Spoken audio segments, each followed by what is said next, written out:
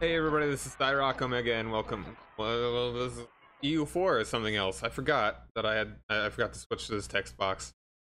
So what I'm going to be doing is that I'm going to be playing multiplayer with my friend Chris in EU4 this time, and this is pretty much his first time playing EU4, so I'm going to be playing as Castile, he's going to be Portugal, and I'm going to help him out. And actually switch right game. A little bit out of sorts today, but not too much normal. Alright, cool. Alright, let's fire music. Cool.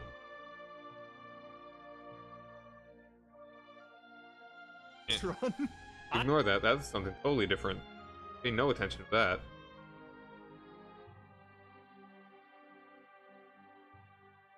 Okay. Alright, we're all good. Okay. Playing with victory cards, that doesn't matter at all. Victory cards is like some kind of way that you can, that they want you to like kind of get points or something that you, so you can win without just being a huge country or something, but you know, whatever. Who cares? Hold on, let me mess with the music volume. Gotcha.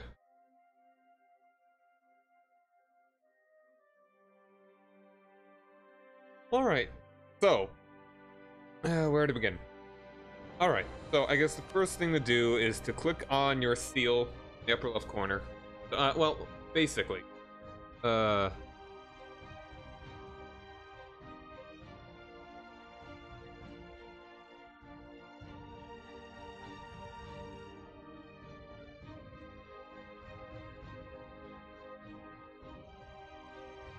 Okay, so I click on the seal. Yeah, I mean, just like in Crusader Kings. So, like, as you know, the basic mechanics are all the same as Crusader Kings. Same general idea. You need CBs to declare war on guys. The good thing about this game is that you can take more land than you said you were going to with the CB. Though it just costs a little bit more. Okay. Alright, so you are a monarchy. You are King... Hold on, let me take a look at you. You are Infante Pedro. You have 4 administrative. Your admin skill is 4. Your Diplo skill is 2. Your military score is 1. Not the best. Slightly, a little bit more than slightly below average. So those. Well, I'm 12, so. Yes, that is also a problem. Actually, no. So you are not. You are not that guy. Right now, you have a Regency Council, or rather, a regent. I believe that's your mother. That is the regent. So, whoever your ruling character is, you get points depending on that character's skill. Admin, Diplo, and military. And you can see those, your totals listed at the top. Generally, the cap is 999 for each of them. Okay. And if you hover over any of them, it shows how many you are getting per month. Like right now, I am getting 3 per month. You get a base of 3, and then because my dude sucks really bad, I only get 1 from my skill.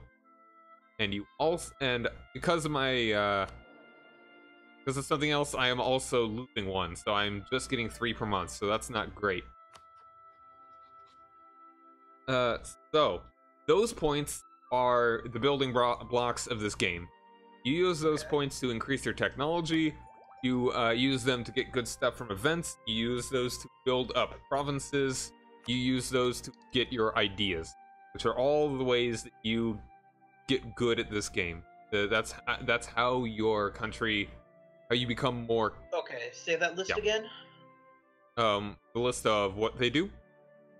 Of what they're used for. Okay, so let's get that right now. So go to the cogs. It is the 6th tab in this window. Technology. Yes. There it lists 3 things: administrative, diplomatic, and military technology. And you use those respective points to increase your technology. Okay. Right now it costs, unless you have something different, it costs about 600 points to upgrade your technology.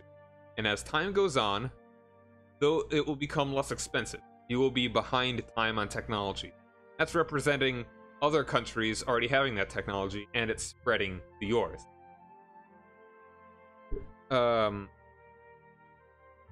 Okay, so go on. So it says I need 598 to increase administrative. So that means that I am on the time? Yeah, the way that you will see if you're on time or not is by, there is a clock on the right. It's kind of like on that green bar. Okay. That it says 0%. So as time goes on, that number will get lower. Like right now, we are all exactly on time because we're Western nation. Okay. And as time goes on, when it gets into negative, it will be green, which means that it is good, that it is less expensive. If it's red, that means that you are ahead of time on technology, and you probably don't want to buy any more tech. Though, if you have a lot of points and you want to have a military advantage, it may not be a bad idea to buy a military tech at a time so you can kill people real good.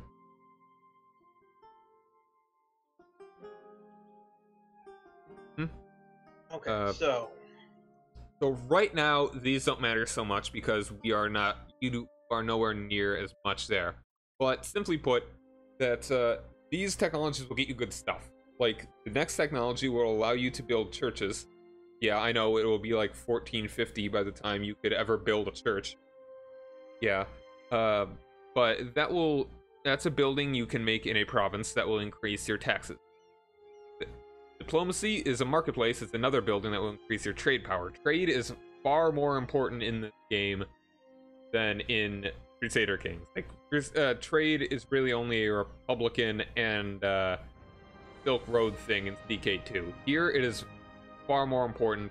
It could be, depending on how you do things and where you're positioned, the greatest source of income.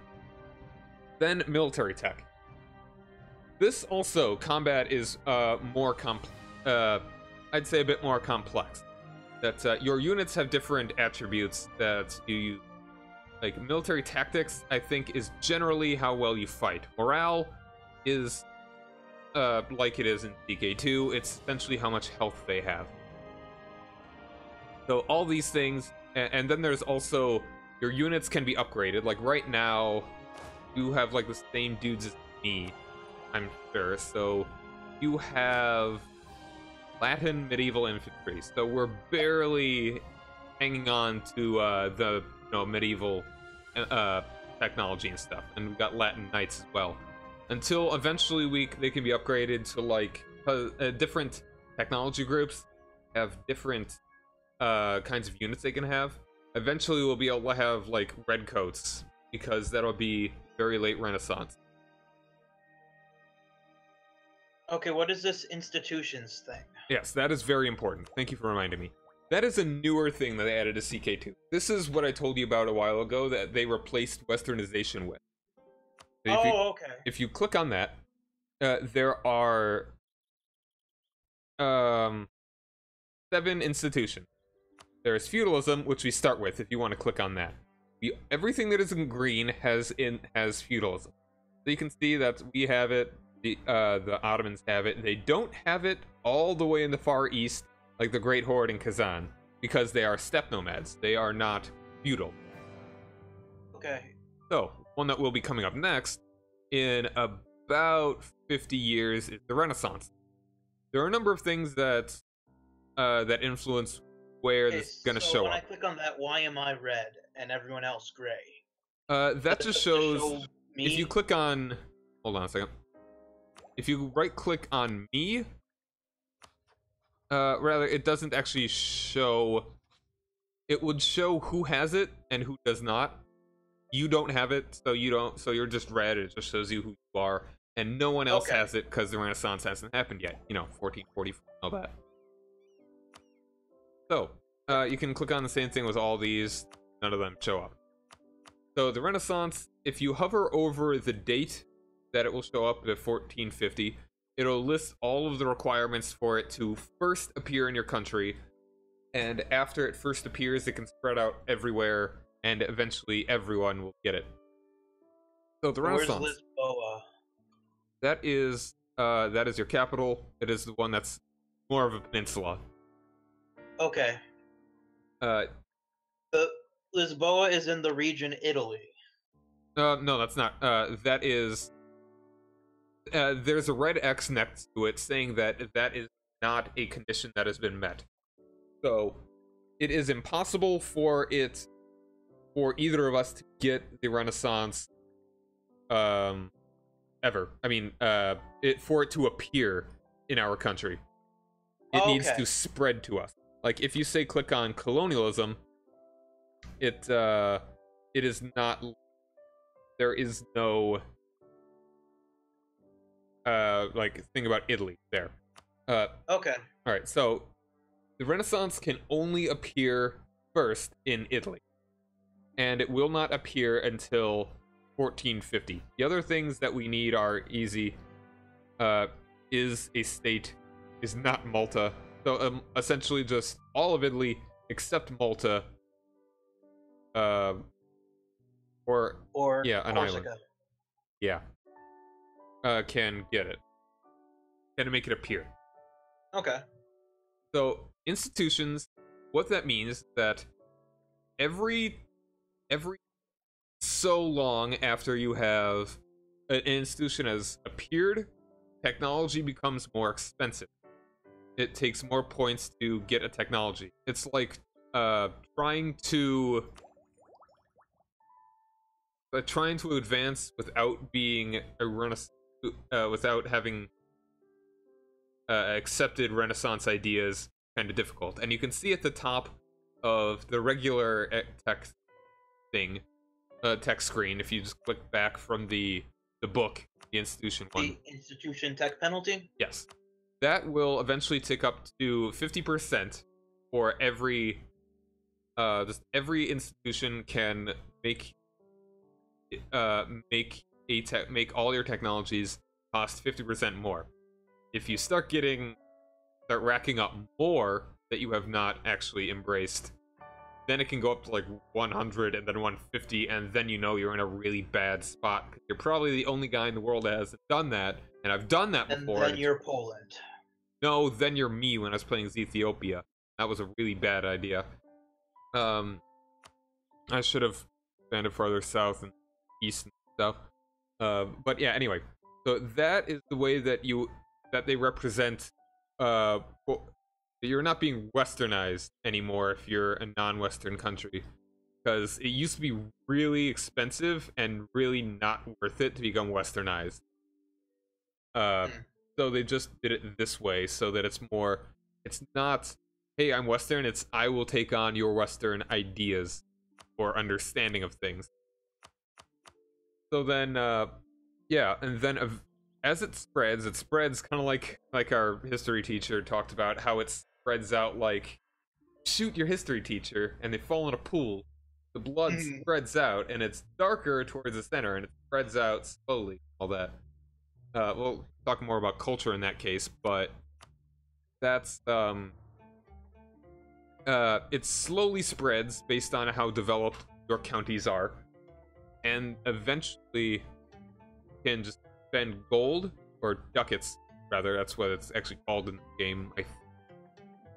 I don't know if it's ever actually said. I think it's said somewhere. They call them ducats. You spend money, and eventually your whole country can embrace it, and there you have lost the technology penalty. It becomes less expensive the more that institution has spread on its own into your counties. So if you're really big, that can make it kind of hard for your institution to spread without spending a lot of money. But if you're really small, it can be pretty easy. You don't have to spend much money at all.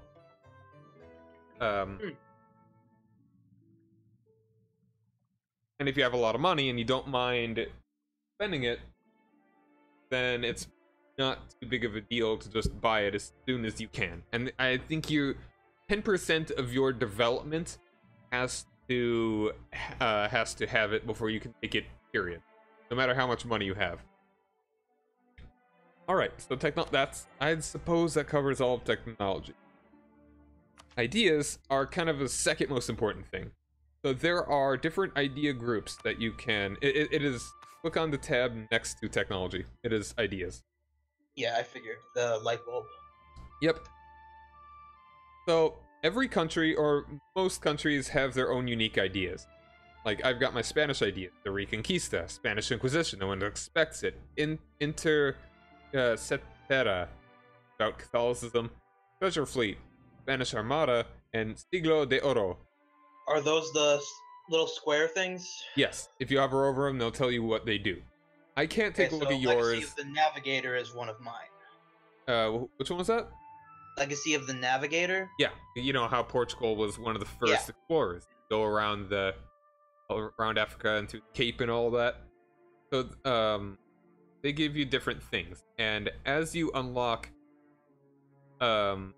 ideas, idea groups, you get more of those. So essentially the national ideas are your own personal flavor. That's what gives your country a unique thing other than, say, just your basic geography and what your technology. That's what makes Portugal different from Austria, other than just all the stuff that they have that you don't.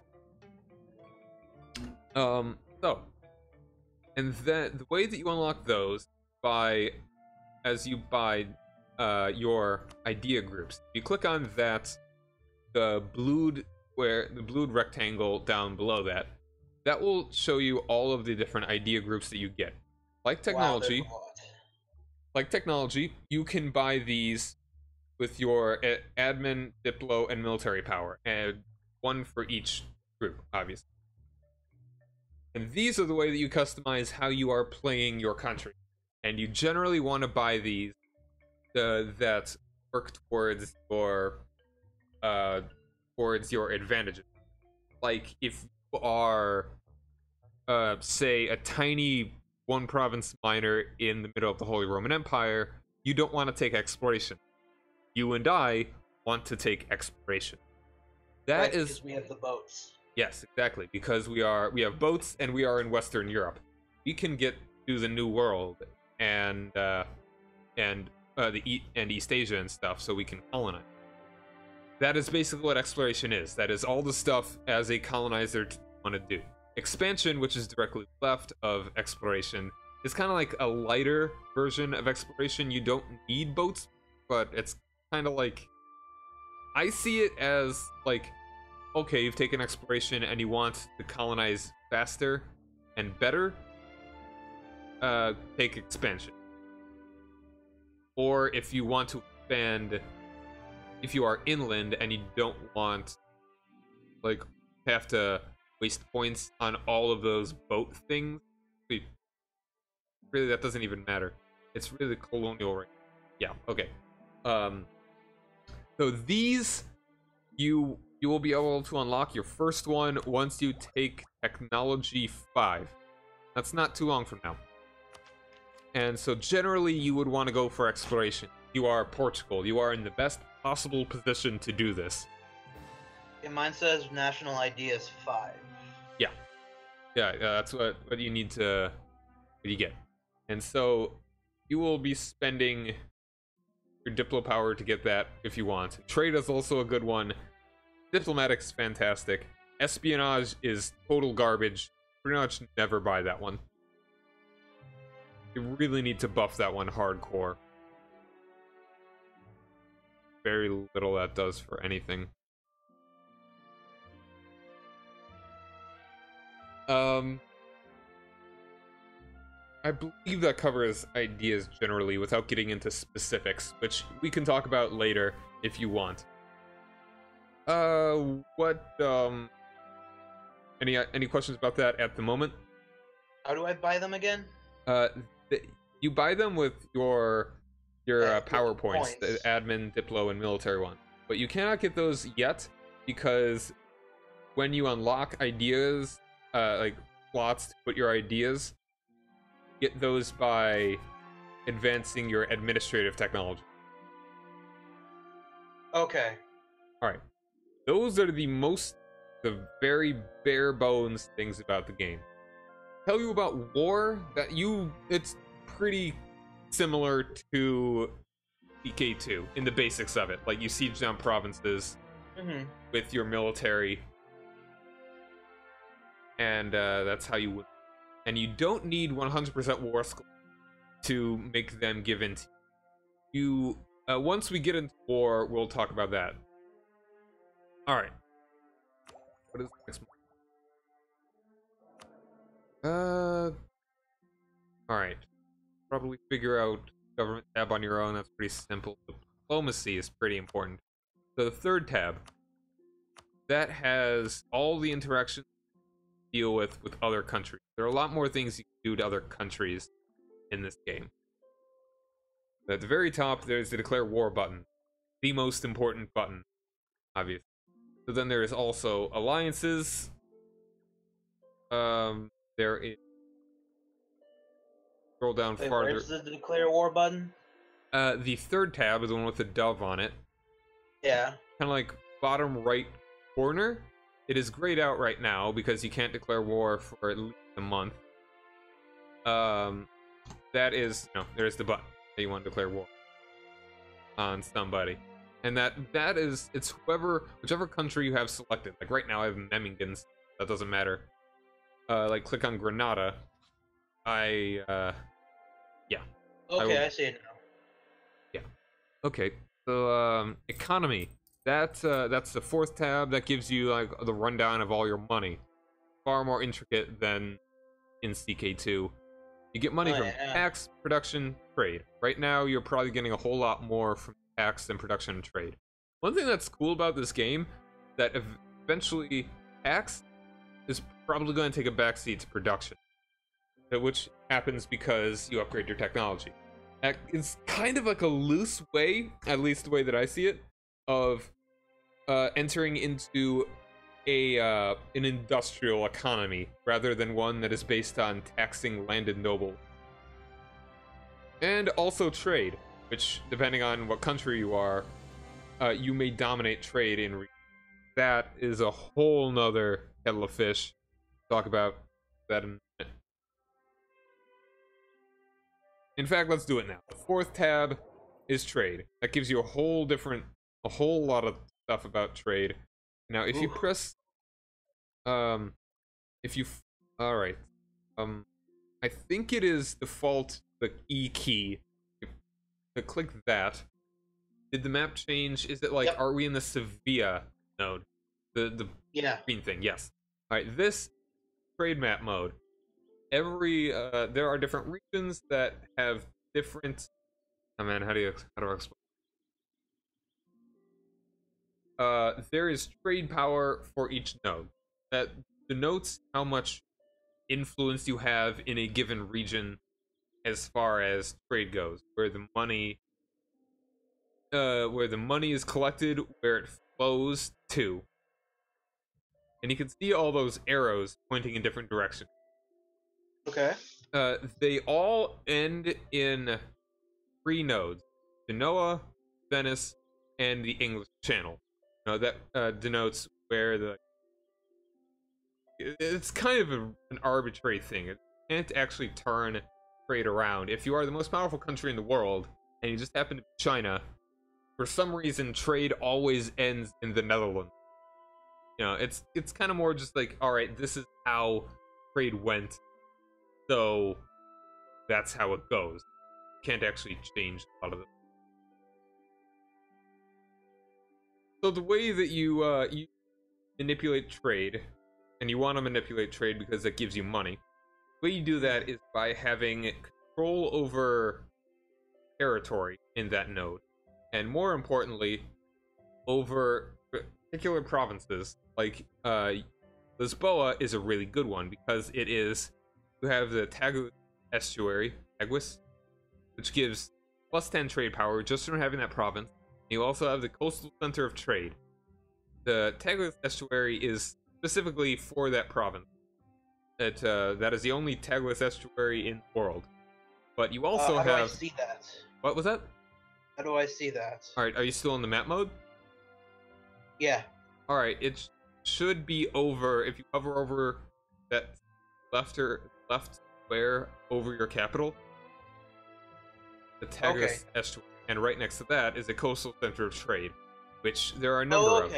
Like, I have a coastal center of trade in Sevilla, but I also have the Guandian estuary.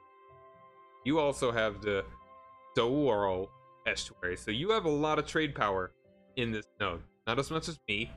The way you see that is by at Strait of Gibraltar.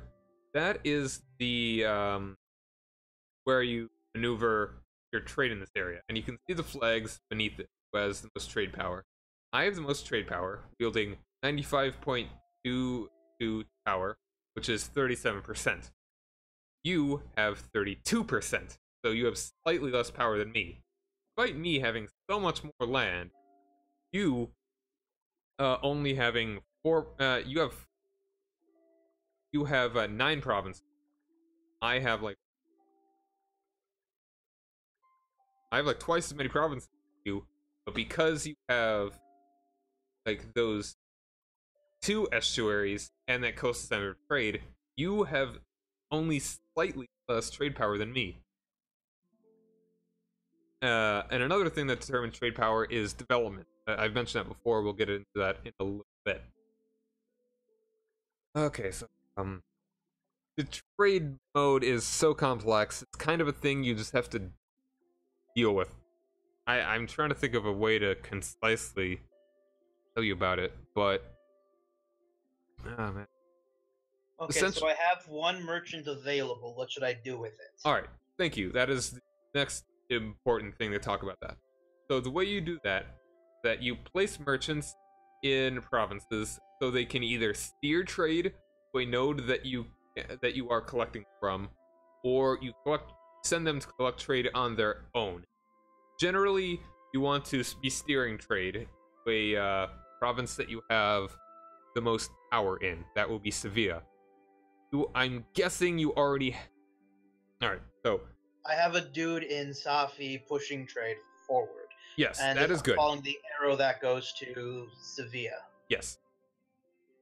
So, if you look over the box for Sevilla, you should have a circle that has a box and a barrel. That indicates that as your main trade port. Okay. So, have a political capital, which obviously every country does. Lisbon. Mine at the moment is Toledo.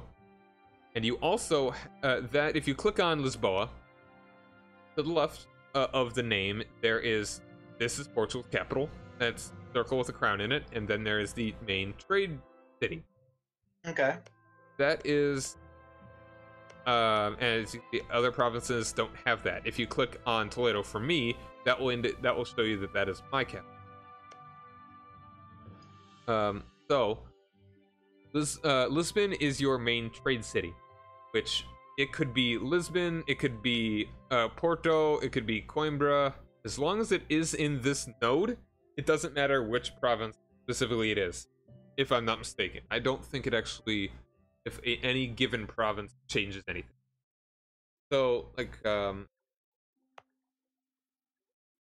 whichever province, you have a province in a node that is like an end node that has you have a great deal of power there. That's where you want to have your main trade capital, your trade city. So you can change those by spending 100 Diplo points. You don't want to do that. Excuse me. You don't want to do that often. I think you can only do it once per 10 years or once in a character's lifetime or something like that. So ideally, you'd want your thing to be set up in, like, say, Genoa. Exactly. That if you have a crap ton of power in Genoa, you would want it to capital there, like Aragon does. They have 28% of the trade power, which is more than twice as much as the second one, and that is certainly where their trade capital is, because they only have provinces in that node. I believe the very best is the English Channel. Don't know if it's... I don't know specifically why, but that is one of the best. That is one of the best, obviously, if not the best. Venice is also good. Probably because I think more trade power naturally goes to the English Channel than Genoa. But if you have more in Genoa, and you have a province there, want it to. So, but most of the time, unless one of us controls like all of Genoa or all of Venice or all of the English Channel, which is certainly possible, unless any of those happen, we're probably gonna stick with Sevilla. It's a pretty good province. It's like second only to Genoa in the path that most of these trade things go.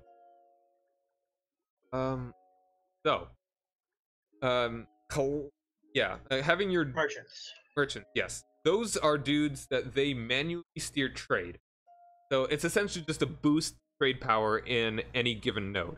I already have a guy in Stafi.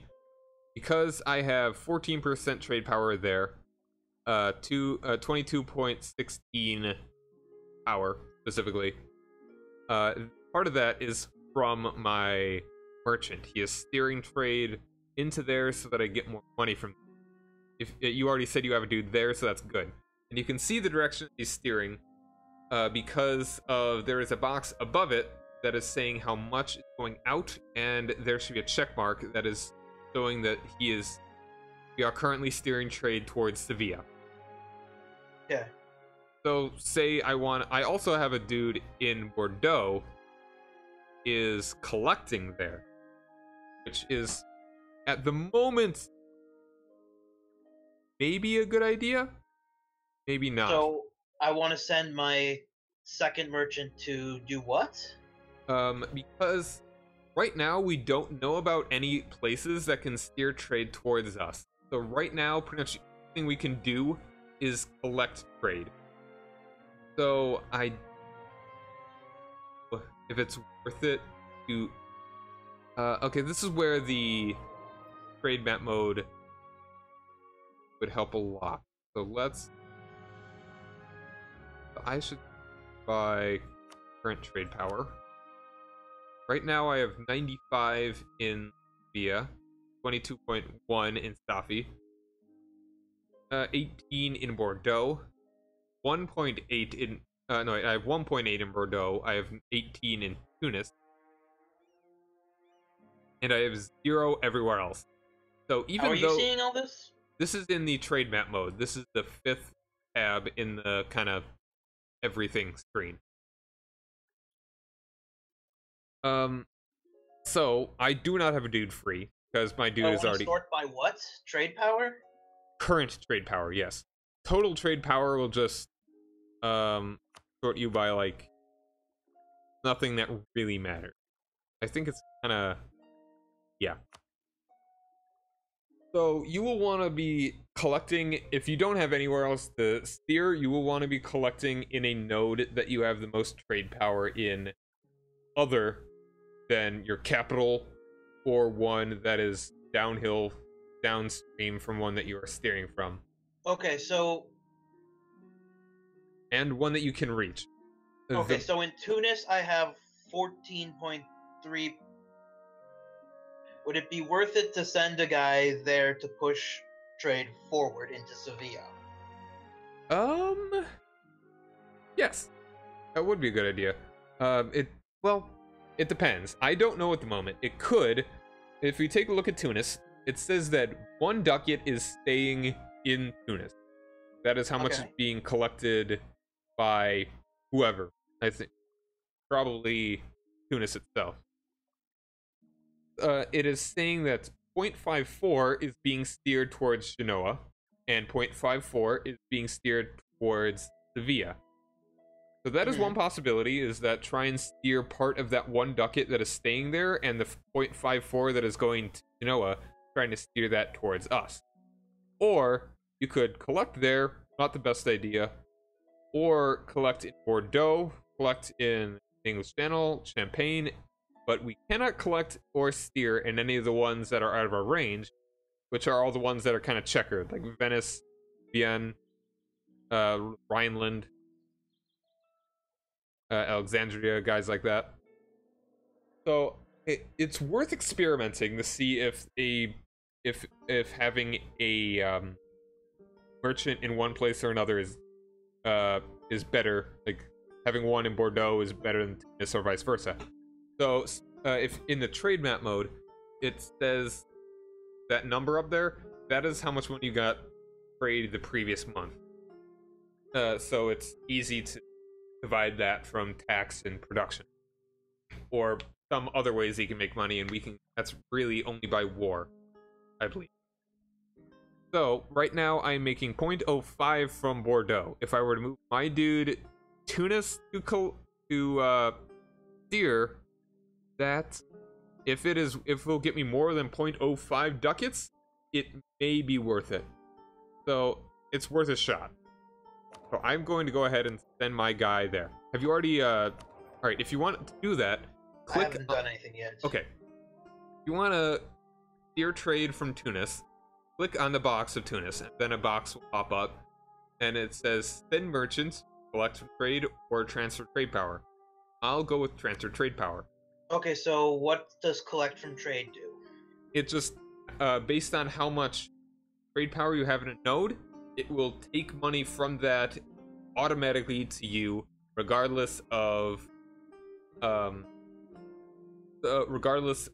flow of it. So it's like, if I send a dude, if I could reach all the way over to like Astrakhan, the very far east of where we know of, I will just take a bit of the money that is staying there, and it goes right into my treasury.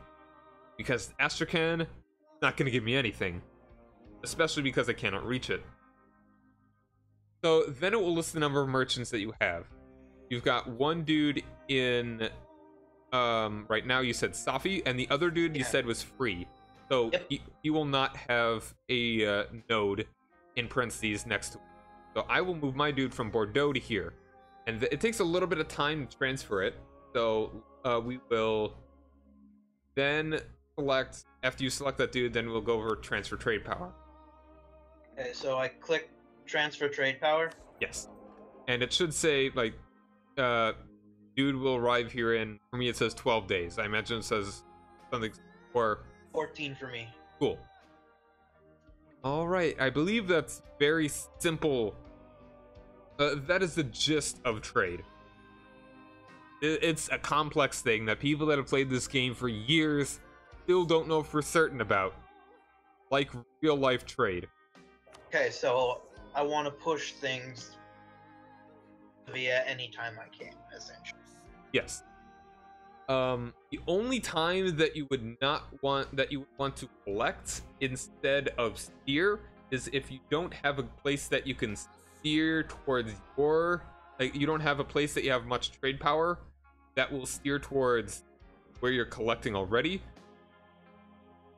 Okay, so the only way that you would want to collect instead of steer is if, say, you have a lot of trade power in the Genoa node, and for some reason you don't want to change your capital to there. If you have more trade power in Sevilla than you have in Genoa, but you still do have trade power in Genoa, which we do not right now. So you would want to collect from there. Like, as you can see, that is 14.5 ducats that are staying there because trade cannot leave there. It is physically impossible. No force, neither man nor god, can move money from Genoa to another node. Same thing with the English Channel and Venice. That is the way that the universe has and always shall be. Go figure. So if you have like a lot of trade power there, then you would want to collect there. Okay. Yep, that's the gist of that. Okay, economy ideas. Okay, I guess I'll go to the next guy I have available, the Diplomats. Yes, Diplomats. So those are essentially just guys that you use to interact with another country. Like, say, I will right-click on you, and that will bring up my interaction with you. Like, if you right-click on me, that will bring up a whole bunch of things. Like, you could declare war on me, offer alliance, form coalition against. That is something different that we'll probably never use, because coalitions are only really made against players. So I will right click on you and I will offer alliance. And yeah, depending on different things, different like the country's opinion of you, which can be swayed also with diplomats. You know, we can get an alliance. Like, I will send an alliance, and it will take 3 days for my dude to return to me. As soon as I unpause, I believe you should get the pop. Oh, there you go. You already got it, and you accepted it. Like, then say you want to improve relations with me. You were to right-click on me, and then scroll down, and there are a whole lot of boxes that you'd have to open up. Go down to Relations Actions, and then click on Improve Relations. It will take a little bit of time because we just already did something for you to send a guy to me. Then you would want to improve relations, which maximum is 200. If you see, the basic relations, like in CK2, you have an opinion of me and I have an opinion of you. The top one is my opinion of you if you were to click on me, and the bottom one is your opinion of me. But because I'm a player and you're a player, opinion doesn't matter at all. But if, say, Aragon, click on Aragon, they do not like me because we are rivals, which is kind of a basic way of saying, you know, we hate each other, or you hate me. And being rivals with someone, it means that you can fabricate claims on people easier. Far better to fabricate claims in this game than it is in CK2. Holy crap. CK2, it's completely random. This game is all about using your diplomats to build spy network, which is kind of the box, like 2 below relation action. So it's just a little bit below improve relation. So say I want to spy on Aragon, I would say build a spy network, and they would eventually be building up, what is it called? What? It will increase. Yeah, stronger your spy network, the more claims you can fabricate. Like, say, if I were to fabricate. All right, let's click on Tangiers, the province that is west of your North African province. Okay. If you left click on it, that will bring up the screen specifically for that province. Tangiers in Tangier, North Morocco in the Maghreb. So if you were to fabricate on them, which actually you should do that right now. Right click on Morocco and begin building a spy network on them. Isn't Morocco pretty powerful? Yes, they are actually rather powerful. Wouldn't it be better for me to say start with Granada? Oh no, Granada is mine. You know history. But I will help you fight your war against Morocco. And another great thing, we have naval dominance. We have more boats than Morocco. We can take a look at numbers in a little bit. But yeah, you right click on Morocco, go down to build spy network, which is what you're going to be doing with one of your diplomats. Like in real life, your diplomats are also your spies. Okay, send a diplomat to Morocco. Oh, not send diplomat. Or actually, it's build spy network, yes, so send yes. diplomat. And the size of spy network by 1.47 each month, is that good? Yeah, that's good. That's solid. Generally, there's nothing that's going to make those go slower other than them using one of their diplomats to do counter-espionage. Sometimes they find your spy, and you will slowly start losing spy network. So, once you have... open up the screen for provinces again. Click on Tangiers. If you see that there is in the center a little blue thing that says demographics, below that are cores and claims. These are very important. Cores mean that this is something that you have, that everyone can acknowledge that this belongs to that country in one way or another. Like, Morocco has a core on that. If you click on all your provinces, left click, it will say that those are your cores. Left clicking on my provinces, say these are cores of Castile. So, what you want to do is, once you have, if you hover over that thing that is to the right of the cores and claims thing, that's where you fabricate claims. Your Moroccan spy network needs to be of at least size 20 to use this action. So once your spy network for Morocco is 20, you can fabricate a claim on that. Okay. Your flag will appear in that box next to the one where they have cores, but it will have a green outline, meaning that it is only a claim and it can expire. Having a claim on a province means that you have a DB to take that province, and that it will be less expensive to take that in a peace deal. If you have a claim on it, it should cost you no diplo power to take that province. But say if you don't have a claim on Melilla, which is the province to the right of Quetta, it will cost you diplo points. But you can take it even if you don't have a claim on it. Wait, so I can take it even if I don't have a claim, it just costs diplo points? Yes. If I have a claim, it's essentially free. Yeah. So which is why you want to make a whole lot of claims. And yeah,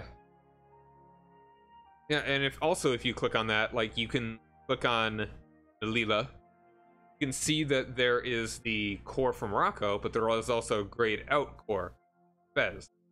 So that there is a deceased country that could be there. Oh, and also if you click on Quetta, you can see that Morocco also strongly sees that as being theirs. Why would they possibly do that? This is your province. Why would they desire it? Filthy heathens. So yeah, there's Fez. That means that there is still the idea that this belongs to some country called Fez that does not exist. But there could be rebels that appear that could try and force independence for it. And there's also culture and religion. That's the same as CK2. North Africa. What was that? So for my province in Morocco, I have a claim on too. What do I do to prevent them from going for it? From getting, from pressing their claim on your country, on your county? Yeah. That is, that gives them a CB, a better CB than just Conquest. They give them the Reconquest because it's less expensive. People get less angry at them for taking that province. All you can do is just defend yourself. At any moment, they will be able to try and take it. That's why you need to have a strong navy, so they can't cross to take most of your provinces.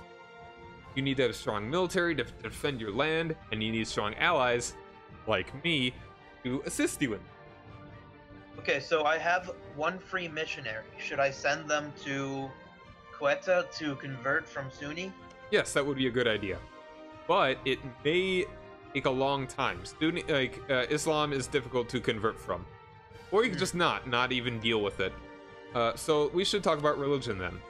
So if you go back to the kind of pause menu that you have all the stuff on where you have the tech and the ideas and stuff, click on the cross, and that gives your religion over. You're Catholic, and that gives you certain benefits, or detriments in our case. We have higher tolerance to the true faith, meaning that provinces that are of that religion have less unrest, which is determined by a number of things. It is, you get +1 because we're Catholic, you get +3, which is our base value, so we can never have less than that 3 tolerance of our own religion. And then there's legitimacy, which is just how legitimate our rule is considered to be. As a monarchy, people need to think that we're here for a good reason, as opposed to being some sort of snobby little, kid from Game of Thrones. That's, yeah, like imagine Joffrey from Game of Thrones. He has pretty low legitimacy, so that means higher unrest, so people rebel and try and take the throne for themselves. Peasants will rebel, religious minorities will rebel, all that kind of stuff. So you want to have high legitimacy, which is maxed out at 100. So no one questions your rule at 100. You are the king, God put you there, deal with it. So then there is tolerance of heretics and heathen. Because we are Catholic, we have a -1 tolerance of heretics, meaning that because we're Catholic, we don't like other people saying that they are the right kind of Christianity. That if it is negative, that means there is unrest in provinces that are not that are Christian but not Catholic, like Orthodox, as the little example is given there. Orthodox and Coptic. Those are the only ones that are in this game until the Reformation. So yeah, you don't have to deal with those quite so much. So who cares if we don't like heretics? I've never seen one in my life. They're probably a myth. Heathens, on the other hand, we have fought these guys for centuries. We don't like them very much either. So, heathen provinces, we want to convert because we don't want them to give us unrest. So I should send the missionary there. Yes, if you can. If you actually can convert them in any expedient time, which I believe you can. How well you convert is determined by a number of things. Where is it? Okay, Missionary Strength on that same map mode. There is a little circle with a dude in it. I believe that, be like a cardinal or a priest or a bishop or something. One of those things, at very least a priest.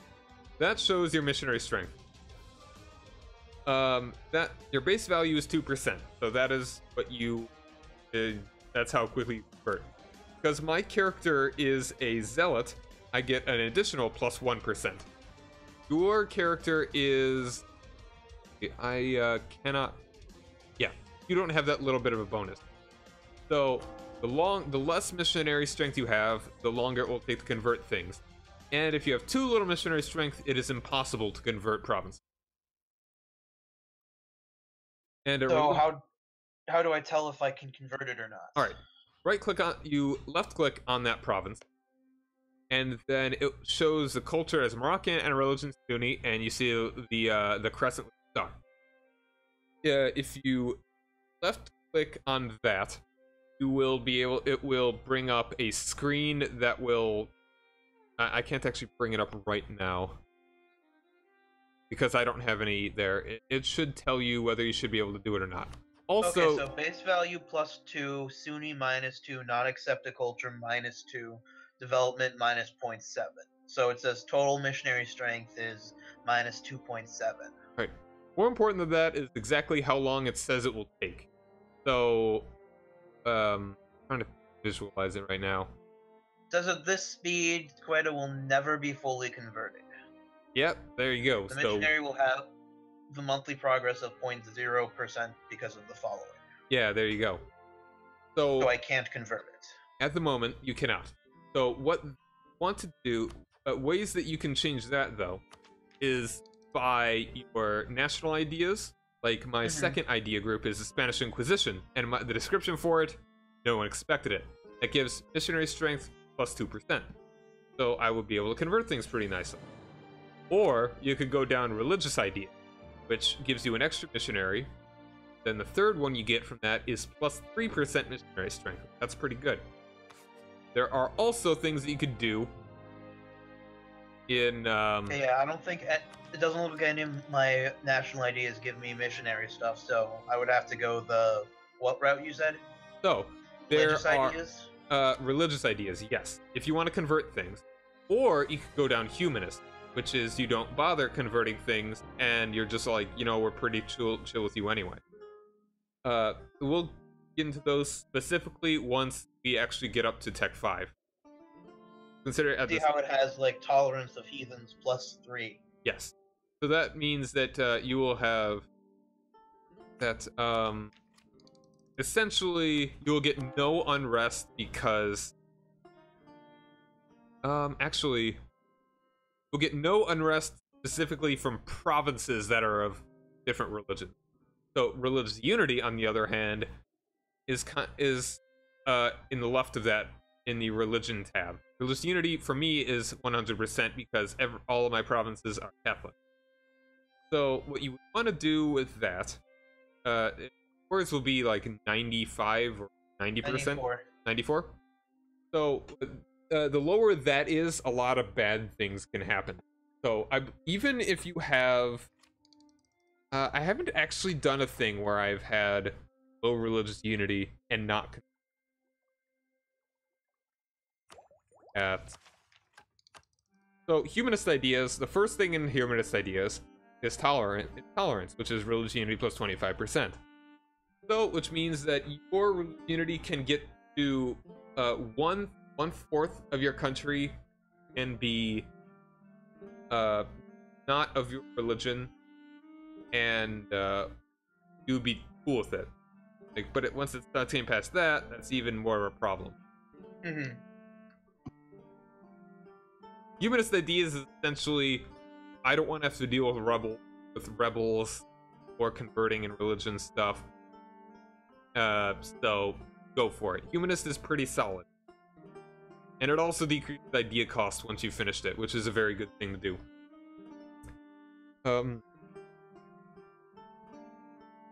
So yeah, you normally want to go down either religious or humanist, though it's not necessarily bad to go down both.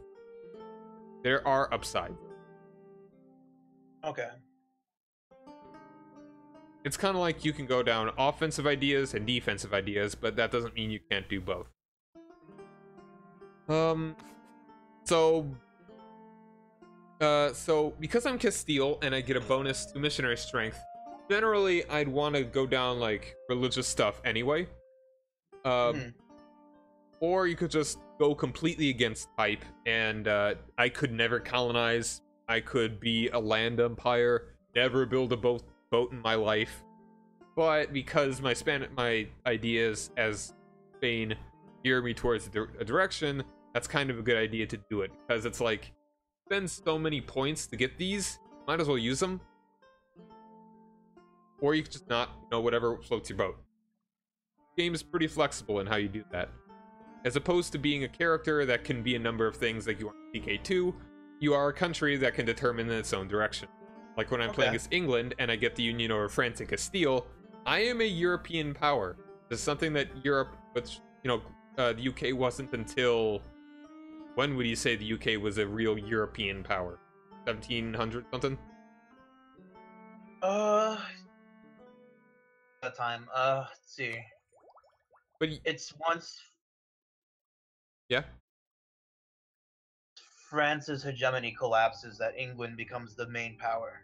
Okay, so yeah, that's like early 1700s. Oh, that was because Yeah. of yeah. So I did it in 1500. Oh, what about yeah? All right. So yeah. Anyway, religion. A lot of these things you can probably look on your own time, but other than that, let's take a look at the things that you have popped up on top. So right now, the thing on the left, the red thing that says you have too few rivals. I'm sure. Yeah. If you click on that and then click on the little red and black shield-shaped thing, you can select a rival. You can choose dudes that get benefits to fabricating claims on, that you get more prestige for beating them in fights and wars. You get power projection. Power projection is something that allows you to fight better. You get more trade power, you get more prestige. Ports are better. So, What was the that? first thing I want to do is declare Morocco as a rival. Yes. You want to make your rivals the dudes fight a lot and can win fights against. I similarly will go for Morocco. No, I'm not gonna take any of its land. I'll leave it all to you. Probably. But one warning about Morocco, that if you click on their provinces again, and you look at kind of in the middle, there are, if you say click on Tangiers, there are 3 boxes. One of them shows the coastal center of trade. Another one is nearby merchant republics. The third one, though, is increased coring cost, which is something that they get as because of their culture. It's annoying. That's one way of the game saying, look, guys don't get conquered. No one likes fighting there. No one likes taking their land. So they make it more expensive to core. In order to core provinces, you need to spend administrative points. And coring provinces means that, they are yours. They aren't just some sort of, not even territory, some sort of just, you're not just a dude that is there saying, you're not just some sort of occupying force. That if you have a lot of overextension, which is a lot of provinces with a lot of development that you do not have cored, you can have a lot of unrest and, rebels stuff. That's bad. So it's not.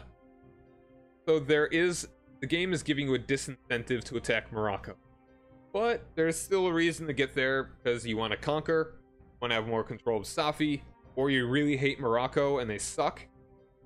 Or one thing you could do is make a vassal.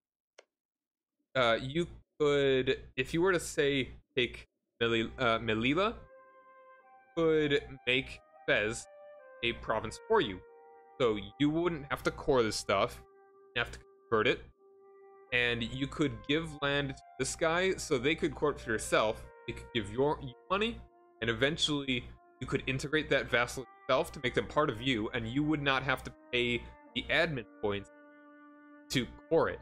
But you would have to pay the Diplo points to integrate that country.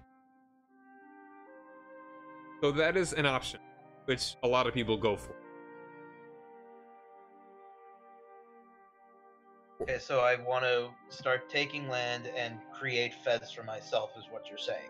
If you want. It depends on if you want to spend more on more admin points, which generally are the more important points. Like, Diplo is not as important. Diplo tech isn't that as useful as administrative and especially military. And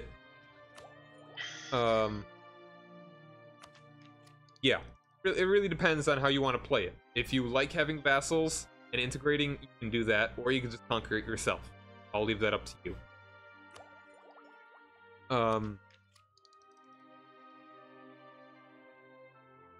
So yeah. Is there a way I can see everything that a certain country has a core on? Like a map mode for that? there? Is there? Is there? East.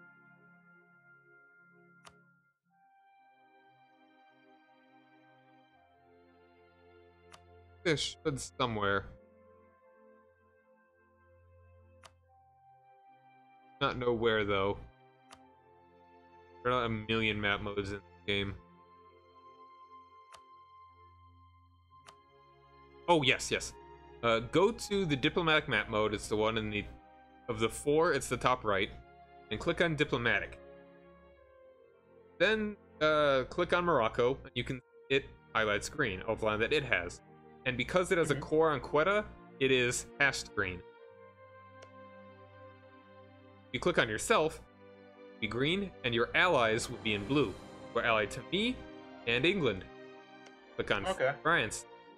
They have allies in Provence, whatever you want to call it, and they have cores on all the French lands, and all that stuff. Why is Scotland purple? That is because they have what is called a they are guaranteeing the independence of Scotland. You know, like the Old Alliance, I believe it was called. So if England or anyone else were to attack Scotland, that automatically calls France into the alliance. That is kind of like a light alliance. It calls France into the war. Okay, so is it possible to see what Fez would have, since even though it doesn't exist? No, but I can tell you right now that it only has Melilla and the province of Fez. Oh wait, and Meknes. So, one advantage to making a vassal would be if you make Melilla and you make it your and you release it as a vassal, then it will not spend points to core Fez and Meknes. It would if you were to give it Garb. It would need to core it, like you, but then again, you are not paying the points, so that would be good. Okay. Yeah, and then you could integrate it later, but at the same time, that would all of a sudden be a big influx of Sunni land, and if you don't already have like tolerance and have a large religious unity bonus, that could be a lot of unrest you could get from that. Depending, and also it could take a long time for them to integrate, depending on how. Not a long time, depending on how much territory you give them. And you also would be able to force them to convert, but it makes them like you a lot. But it could be worth it if you just improve relations with them enough and things like that, so that you don't have to convert them yourself. All right. I have 2 more diplomats. What should I be doing with them? Should I be sending them to do more stuff in Morocco? There's really nothing else you can do with Morocco other than if you want to send them an insult, which is below improved relations directly, which is I forget exactly what it does. It gives them a CB against you, but it doesn't really matter. They'd rather do the reconquest if they're going to attack you. So I think it gives you power projection and prestige. What prestige does is gives you a whole bunch of benefits. You hover over it, global trade power, morale, mercenary cost, yearly legitimacy, that kind of stuff. Gives you good stuff. Okay. Okay. So, X. All right. So yeah, I will go ahead and make. I want my rivals to be. I'll go with Morocco because I'll be fighting them with you. And if you don't have, you will lose power projection if you do not have rivals. If you don't have a rival. Now you see, I can only rival Aragon, Burgundy, England, France. I obviously don't want to rival France. I don't actually border them right now. Although, if you were to be called into war, England, I could take one province. If I were to fight, So I want my rival to be someone I border.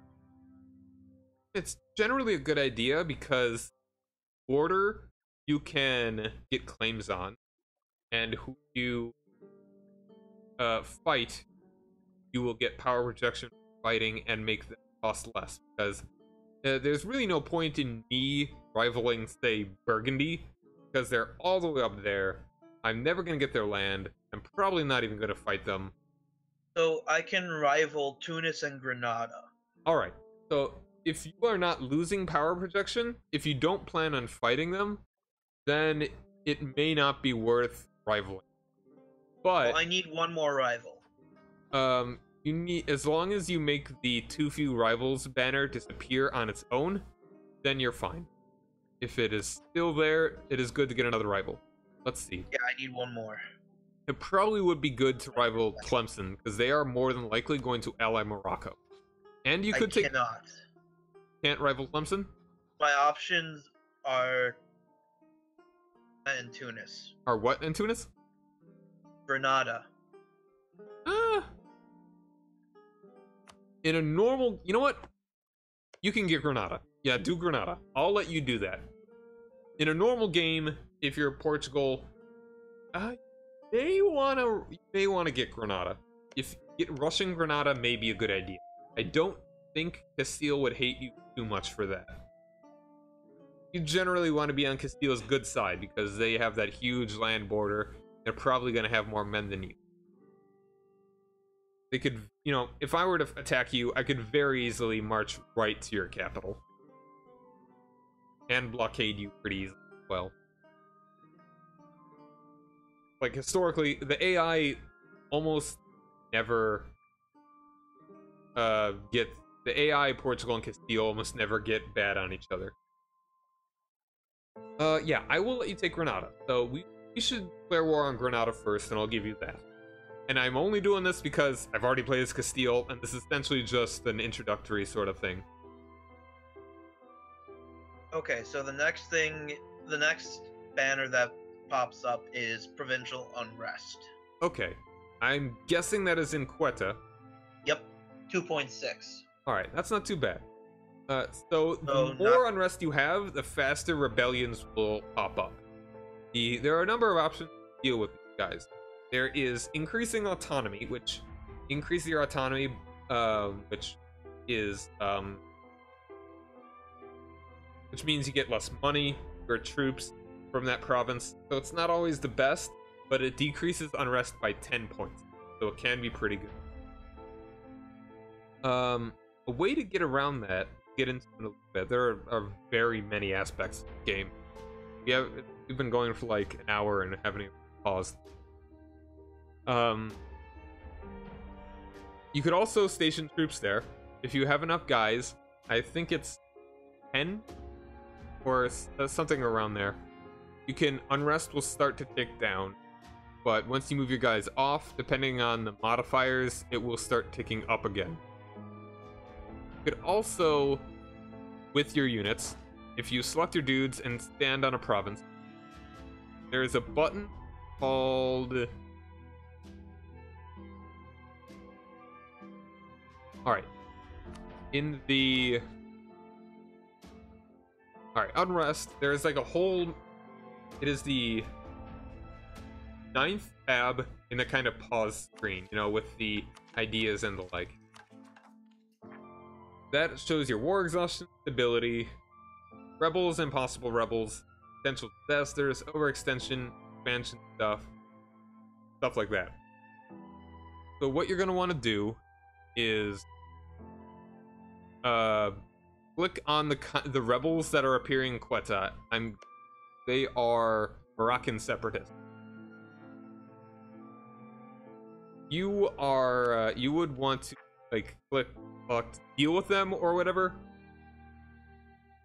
and there is the option to do harsh treatment, which spends military points, so it's not the best idea, but it could make them stop doing. that thing, rebelling and all that.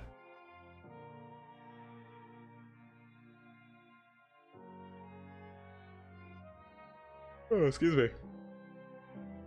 I don't have any options except send missionary, which we already established won't do anything, and accept demands, which I don't want to give that to Morocco. Obviously. Okay, if you have troops on that province, you can do harsh treatment, which you would have to transport them via boats. Pretty similar to transporting in CK2, so you should be able to do that rather easily.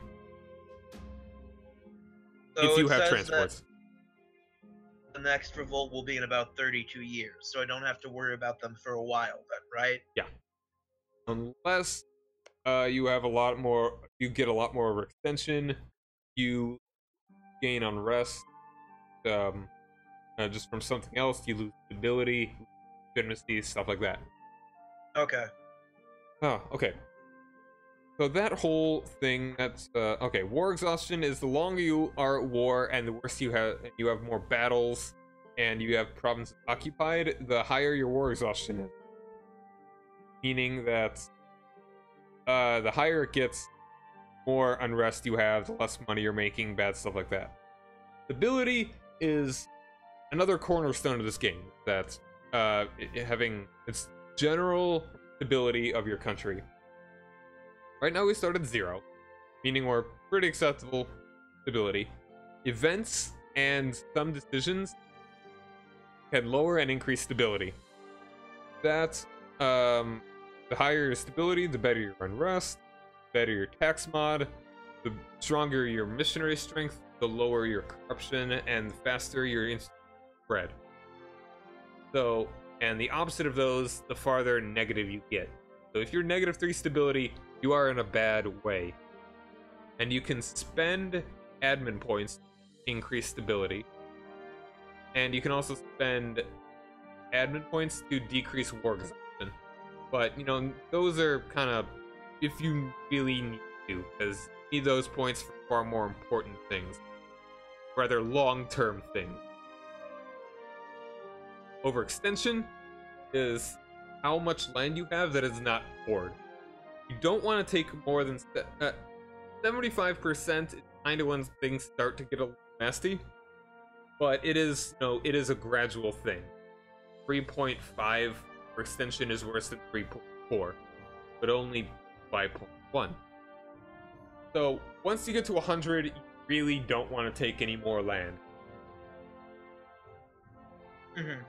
Okay, so that's a lot of important things. Probably the next important thing that we want to talk about is development. If you click on a province, let's say click on Lisboa. There is base tax, production, and manpower. These are corresponding to administrative, diplomatic, military. You've got 7 base tax, 7 production, and 3 manpower. Base tax determines how much tax you get. Production determines how much money you get from production. Manpower determines how much that province lends your maximum manpower and your unit cap. Unlike in CK2, actually kind of similar to CK2, that you have manpower that is kind of like a pool of bodies you can send back into your units to replenish your guys. Yeah, there actually isn't really a parallel to that in CK2. So right now I have 14,515 men that can be used to reinforce my army, or be spent to make new units. My maximum manpower, if you hover over it, it'll show you. Yours, at least. Mine is 27,596. And once it reaches that cap, can't get any more. The more manpower development you have, the higher that cap will be. And it slowly regenerates. If you have 0 manpower, that means you're in a bit of trouble, and you're essentially out of men that can be used to fight your wars.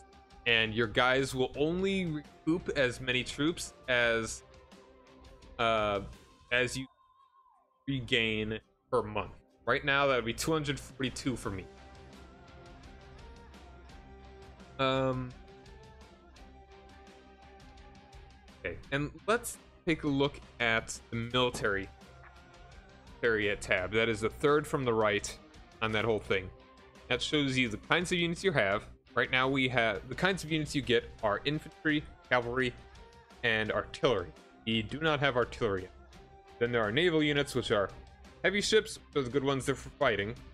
There are light ships, which can be used for trade. They are not as good at fighting. There are galleys, which are pretty good at fighting only in inland seas. They're almost as good as heavies, but out on the open ocean, they are not as good as heavies. And then there are transports, which you use, which are exactly like the ships. All the ships, DK2, they transport your ships, your troops. Okay, so the early Karak is the heavy ship, which is good at fighting. Yes, it has 40 guns in that third column to the right of that. It says 40 guns, 40 cannons. And hull size 20, which means that that's how defensive it is. How many, like, yeah. And there are a whole bunch of modifiers in that second one. The first column is how much they cost. And the fifth one is how many guys you have total. Okay, so the galley seems to be vastly superior to the light ship. Is there any reason I would want light ships? Light ships are the only kinds of ships that can steer trade, which is another way that you steer trade, just with the merchant. They protect trade, which can, yeah. So, the complete opposite of what you said. Some people say that they don't want to build any boats but those because it's got a lot of ways not much of a reason to fight on the seas. If you can avoid it, don't bother with it. Unless you're a big naval guy like we're gonna be, there probably won't be a need for heavy. So then the Baroque is what I want to focus on. If you want to work on trade, but if you want to dominate the seas, which at very least you want to do when you're fighting Morocco so they cannot get across our borders, you can blockade that strait so that no one can cross there, even if they have access to Granada. Even if they are fighting me as well, they would not be able to get to your dude unless they go around and try and land in your land on its own. Okay, so to do that, I click on my navy and my armada. Okay. And I To blockade or to trade? let's start with. Okay, I've got the light ships selected, so I guess I'll start with them. Okay. There are two columns of things you can do with them. The bottom left one is the kinds of missions you want. You want to like that. One at the top, protect trade. You want to send your boats to protect trade in the node that you have the most power, or actually has a lot of power that's being contested, and you also have a lot of. So you will definitely want to send that to Sevilla, which I am going to do myself. Protect trade, Sevilla. Yeah. Heavies are essentially just exclusively for fighting. If you want, and they are much better than the other boats at fighting, especially in the ocean. Other armada is mixed, heavy, and transport. So should I split them apart? It depends on the situation. It's not a bad idea to think of them exclusively as protecting your transports, or if you want to separate them out to use them as like hunter-killer boats, that works.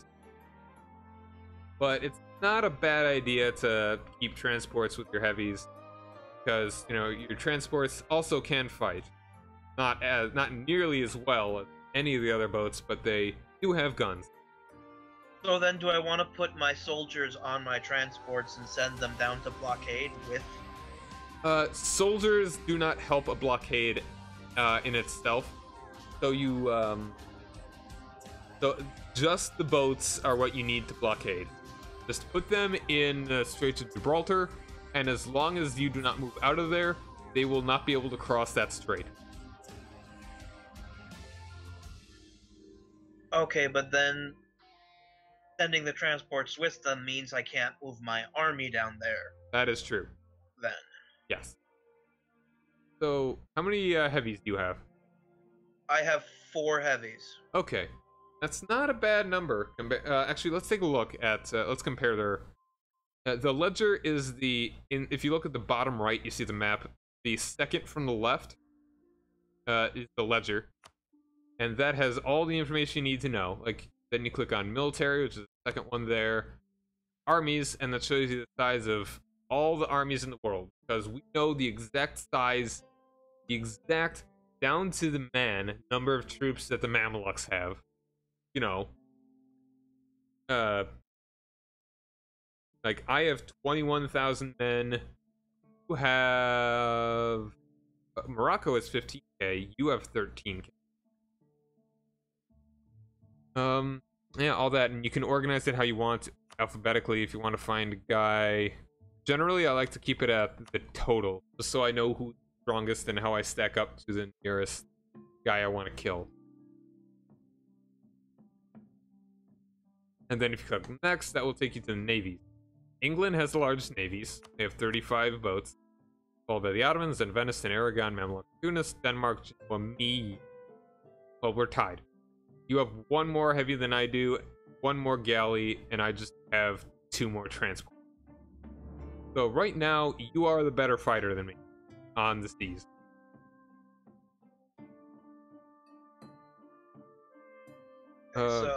Yeah. But in fact, I'm gonna just send my guys down the strait to Gibraltar right now, so that when, actually, I'm just gonna send the... So should I put my army on my boats? If you want to, if we're gonna declare war on Granada first... I can't, I have a truce. Yeah, so do I. If you want to attack Morocco first, then I'd suggest put them on Quetta.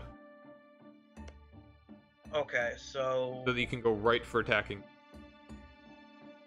I put them on the boats, and then when I get into the straits, have them move into Quetta. Just click right on Quetta, and then move your boat. Once your dudes are off, your guys into the Straits of Gibraltar. And yeah, sitting there, this allows their troops from moving across there. Okay. Looks like I'm gonna have to make 2 trips. Yeah. Or build a whole lot more boats. Which takes time. Alright, so are you fabricating on Granada? You probably want to do that if you Oh, no, I do not. Okay, so that's where I should send one of my other 2 diplomats. Yes. I generally like to have 1 free, just so that I need them in case... So I have them in case I need them. Say I want to... There's some things that are kind of silly. Can't say... Like, if I were to click on France...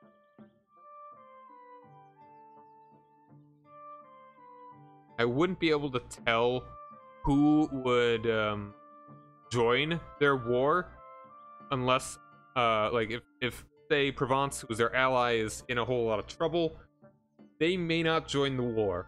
It's not an automatic join-in thing. They have to accept the call.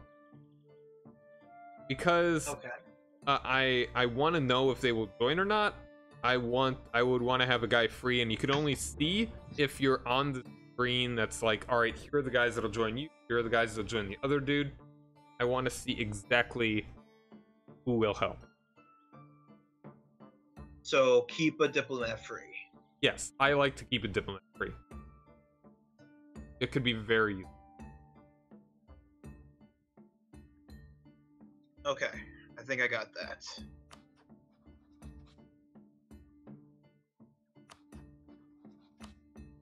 I'm gonna rival France. Does I have a free advisor slot? Yes. Advisors, if you click on that, that will take you to the court thing again. It'll show you where your leader is, your heir, your queen consort, and it tells you how many admin, diplo, and military points you and making. So there are 3 kinds of advisors for each of the different kinds of points. You click on one of those boxes, it'll show you all the different guys that could that could help you out. So there are a number of guys that kind of appear randomly, and they can give you 1, 2, or 3 points per month, and they greatly increase in monthly cost for every tier. Like if you have any level 1 guys, Yeah, I see. yeah, he costs 1 ducat a month.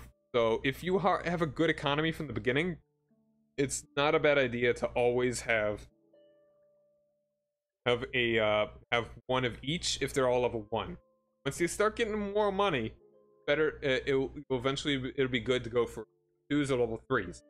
But if you want a dude that does a specific thing, like say diplomatic reputation, which is essentially just how much other countries like you in a very simple sense without any other kind of modifiers. Well, my Adding to balance is barely positive, so I don't think I really want to hire these people. Your income is what? Barely positive. Like how much do you have a month? It is plus 0.03. Yeah, right now you don't want to do it. I, on the other hand, am making 9.19, so it wouldn't be bad if I were to even hire one of each.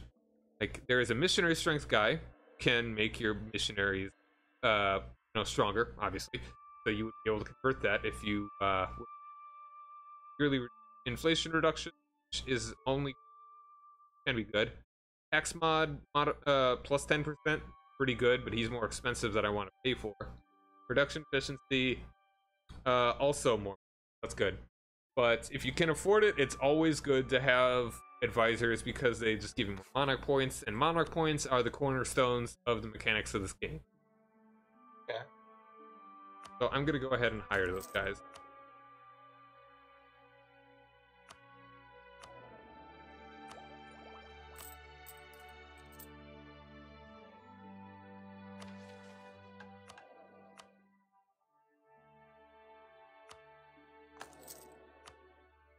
And military guys can make it cost less to have your military raised, higher morale, your reinforcement speed increased, discipline increase, which means they fight better. Okay, so the disputed succession. Ah, yeah, that is England. They don't have an heir. Henry VI, the Lancaster dynasty. He don't got no kids, and you have a royal marriage with him.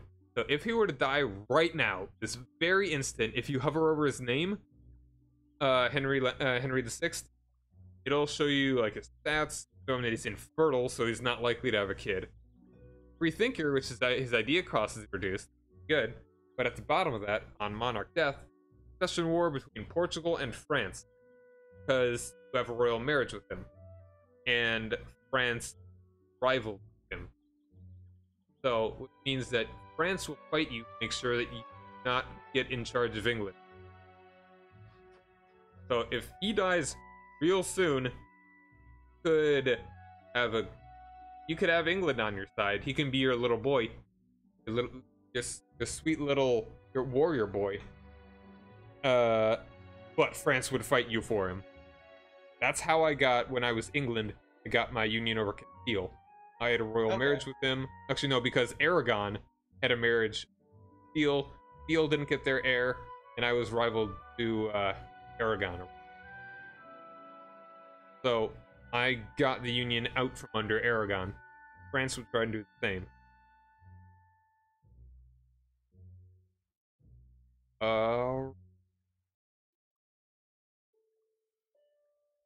Quick talk about missions. Should have like a scroll with a red X on it. Okay. There are missions that are kind of like an artifact of the developers making it so that the AI leans towards play of doing one thing or another. So we've got, I have improved prestige, solidify public relations, finish the Reconquista. I normally would go for finish the Reconquista because that would actually give me claims on Granada immediately, but I'm going to give those to you. It gives me plus, once it succeeds, once I finish the objectives, it will give me plus 15% morale and manpower recovery speed for 10 years. So that's okay. Some things are even better. Like, if you do some things like improve our prestige, I will just straight up get 100 admin. That's really good. But improving prestige isn't always the easiest thing to do.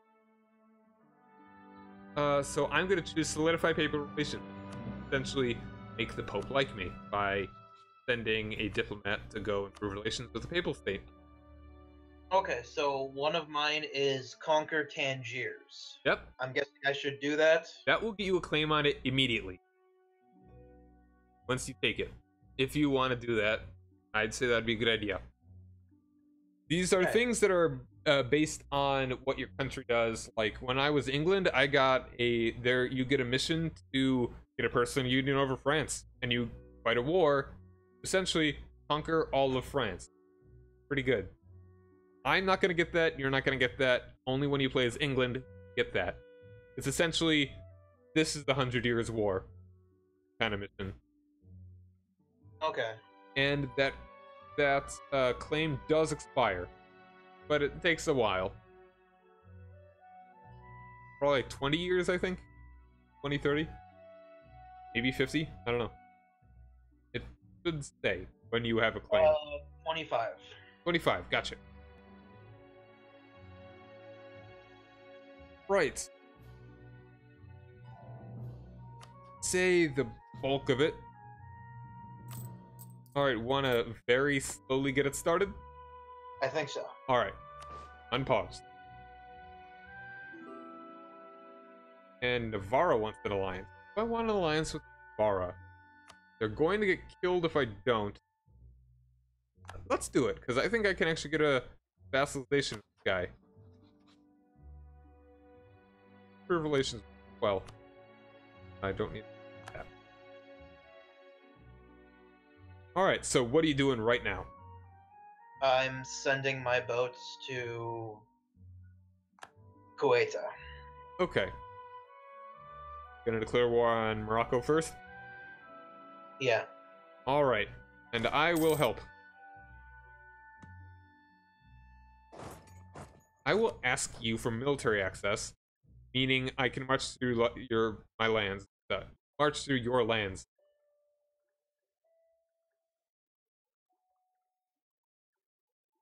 So that I can station my guys there to help you out. Okay. And once you accept that, I will send you an offer so you can march through mine. Oh. Right, yes. For some reason, I saw the big banner. It says the game was paused, and I was like, what? Like, oh, I paused the game. Oh, and we should also get a royal marriage. Which, like, it's like a super... It's like... It ties, you know, our countries together for as long as our characters are alive. So, it's not an alliance, but it does make us like each other more.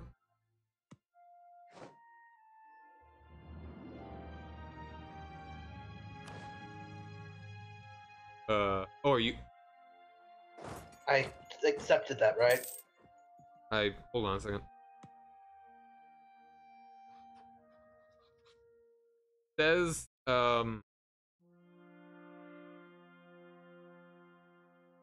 don't think I did. I don't think you did.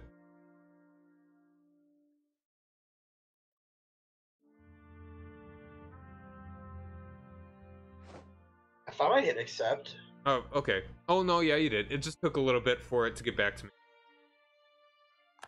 Alright, or something like that.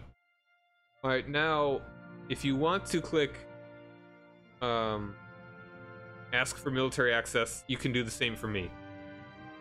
Okay, wait. So blockade and... How do I set... Blockade? You just put your boats in that area.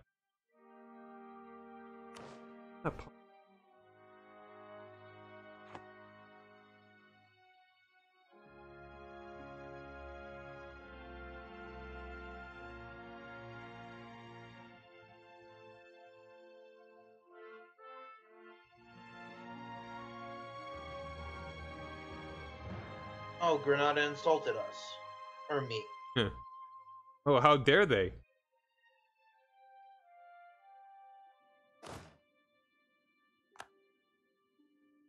Okay, so my boats are in the right place now, right? Yes. Okay, so now what I do is I Morocco and go to diplomacy. Yep, right click on them, and as soon as you get in, I will send my dudes to Tangiers. Oh, I can't start because I have a Regency Council. Oh, gross.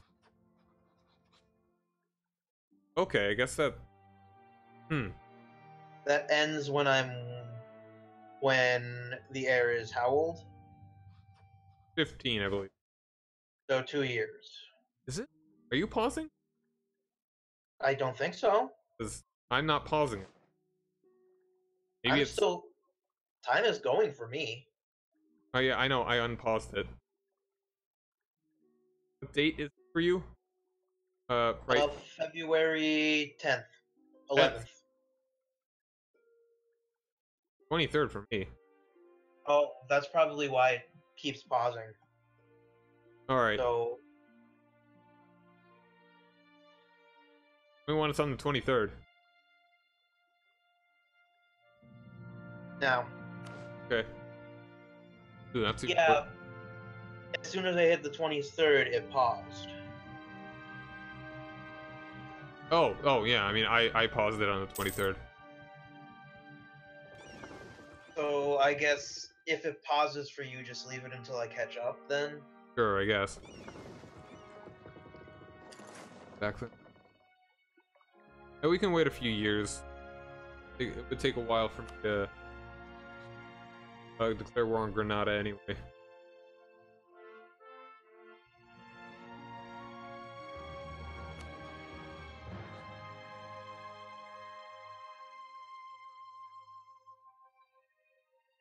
Okay, so Tunis, it says that 0.17 is being steered towards Sevilla. Ooh, that's not very good. Oh, hold on. Oh, Or, well, hold on. Let me see.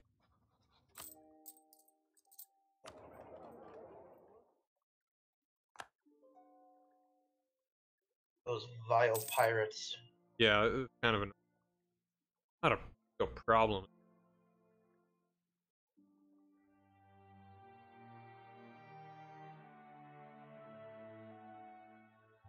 Yeah, I don't think I'm actually getting...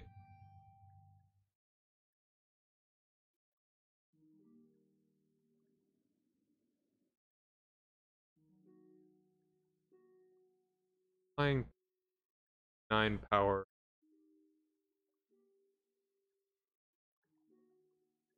I think it may still be the transfer here. I don't know.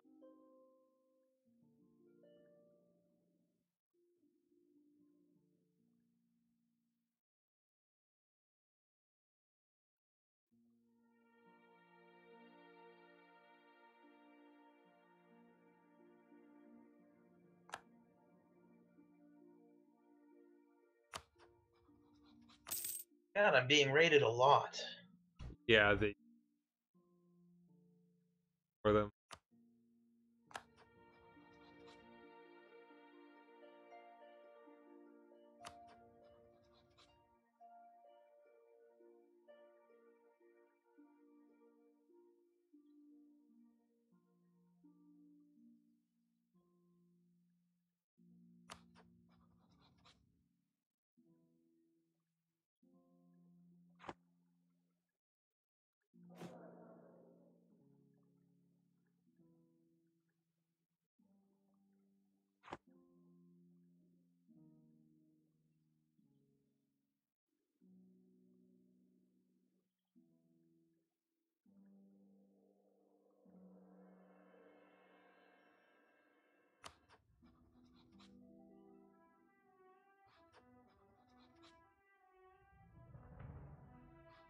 And so Morocco is allied to Granada. So we can get two birds with one stone here if you like. Okay.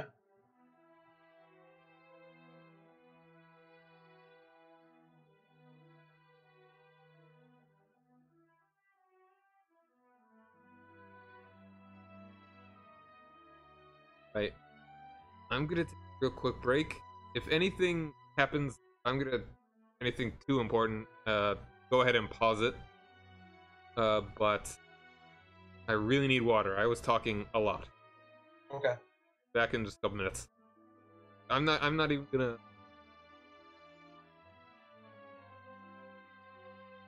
Yeah. Okay. Back in just a minute.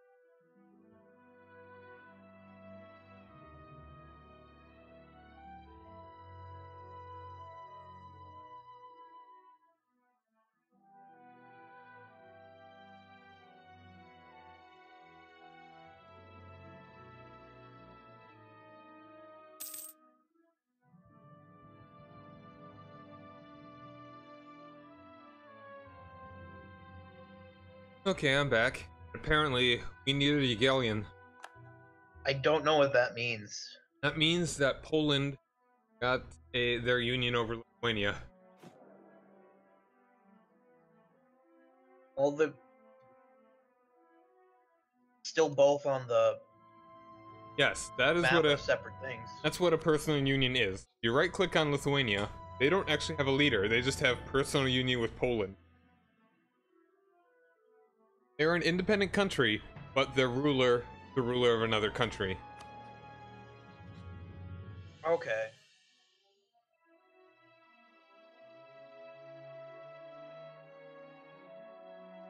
So it's basically like when Parliament hired William of Orange to be the King of England. Something like that, yeah. In that case, at least after he died, the union was broken and he just continued on his line and someone else was in charge of the Netherlands. At that point, it was a republic, right? Netherlands? What? Like the Dutch Republic thing? He was a king, so. Okay, okay. Right, they fabricated a claim on me. Okay, so I have Not a surprise. 20 diplomatic points in my spy networks. You have 20, like, spy network strength, yeah. Yeah, so what do I do now? For Morocco? Alright, you want to... Both. okay. You have 20 more? I have 20.35 in my report for both Morocco and Granada. And 300 Maine. So I decided not to main France. Oh, okay. That little bit they have up there. Yeah, they are already at war.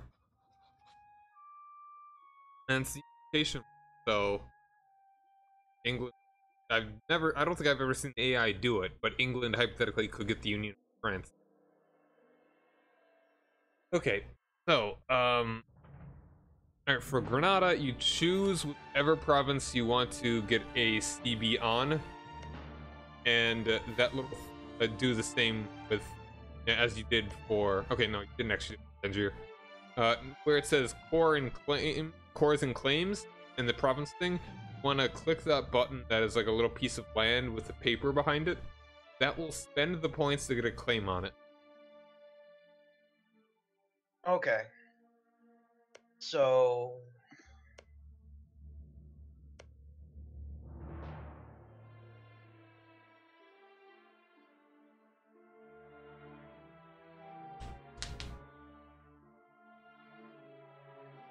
and I do it with both of them? Yes, you are fabricating on each of them separately.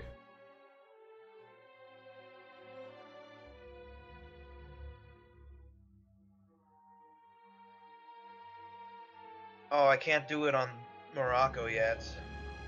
Is it 25 for them? Yeah. Yeah, that happened.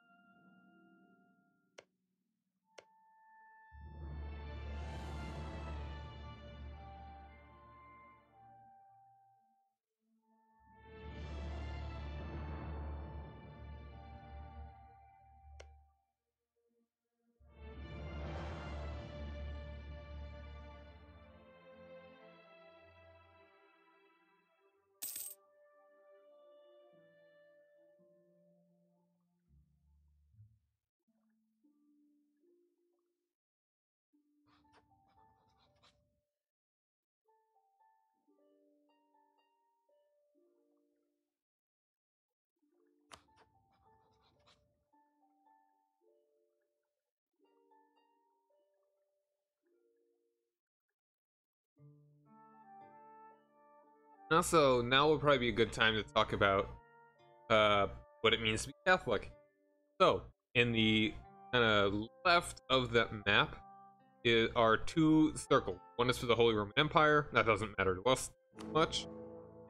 Other one for the papacy. You bring that up. In the middle, it shows who the Curia controller is. They get a number of abilities. Well, two exactly. Just Call for Crusade and Excommunicate. So our Call for Crusade is Call for Crusade, obviously. And they get a I think you get a special CB, and you get bonuses against the dude that is called against. Obviously, only against heathen. The Excommunicate is you get can be done against other Catholics, where you get a special CB against them, and every other Catholic hates them. So, as a Catholic, you get papal influence, which is accumulated based on you get a base value 0.5 as a Catholic, and another 0.5 for every cardinal you control. Cardinals you get via events. They kind of just pop up every once in a while. So the more cardinals you have, the more reason you have to be Catholic. And these are modified by how much the papal state likes for you, or a Catholic, you know, anybody.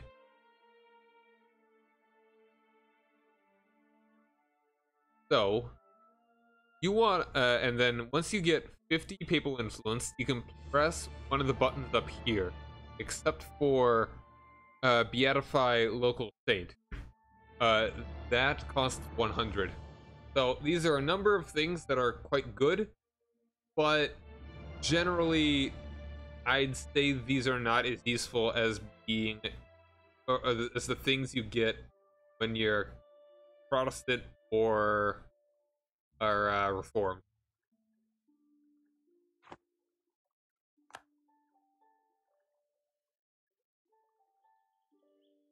England is not doing the house against France. I didn't expect they'd win that. Yeah, they almost never do. It'd have to be something really weird to actually have France get so bad, to do bad against that. Especially when Aragon is helping.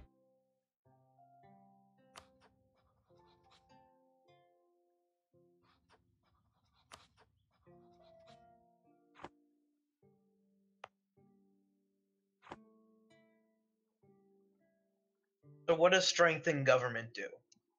Strengthening government, that increases your legitimacy, but it costs 100 military points. If you're a republic, it increases republican tradition by spending military points, which is weird. So it increases stability. No, it increases legitimacy. Okay. Stability you increase in the stability and expansion tab, that is the 5th from the right. Spend admin points to increase your stability.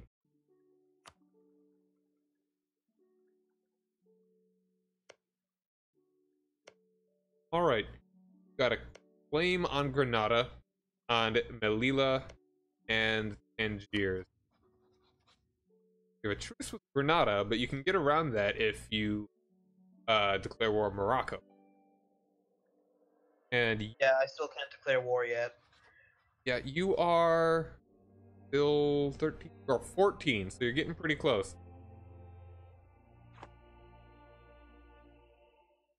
I'll join your war, and what you're going to want to do is co-belligerent Granada, which means that you get no detriments. Actually, I will just fight Granada for you. Okay. You will get no detriments to a peace deal with Granada separately. So it will cost. Normally, if you don't co-belligerent someone, it would cost more diplomat points, and it would have higher aggressive expansion, which is have enough aggressive expansion. It's like the thing in A2 where people can join a pact against you. Except in EU4, it's done a lot better.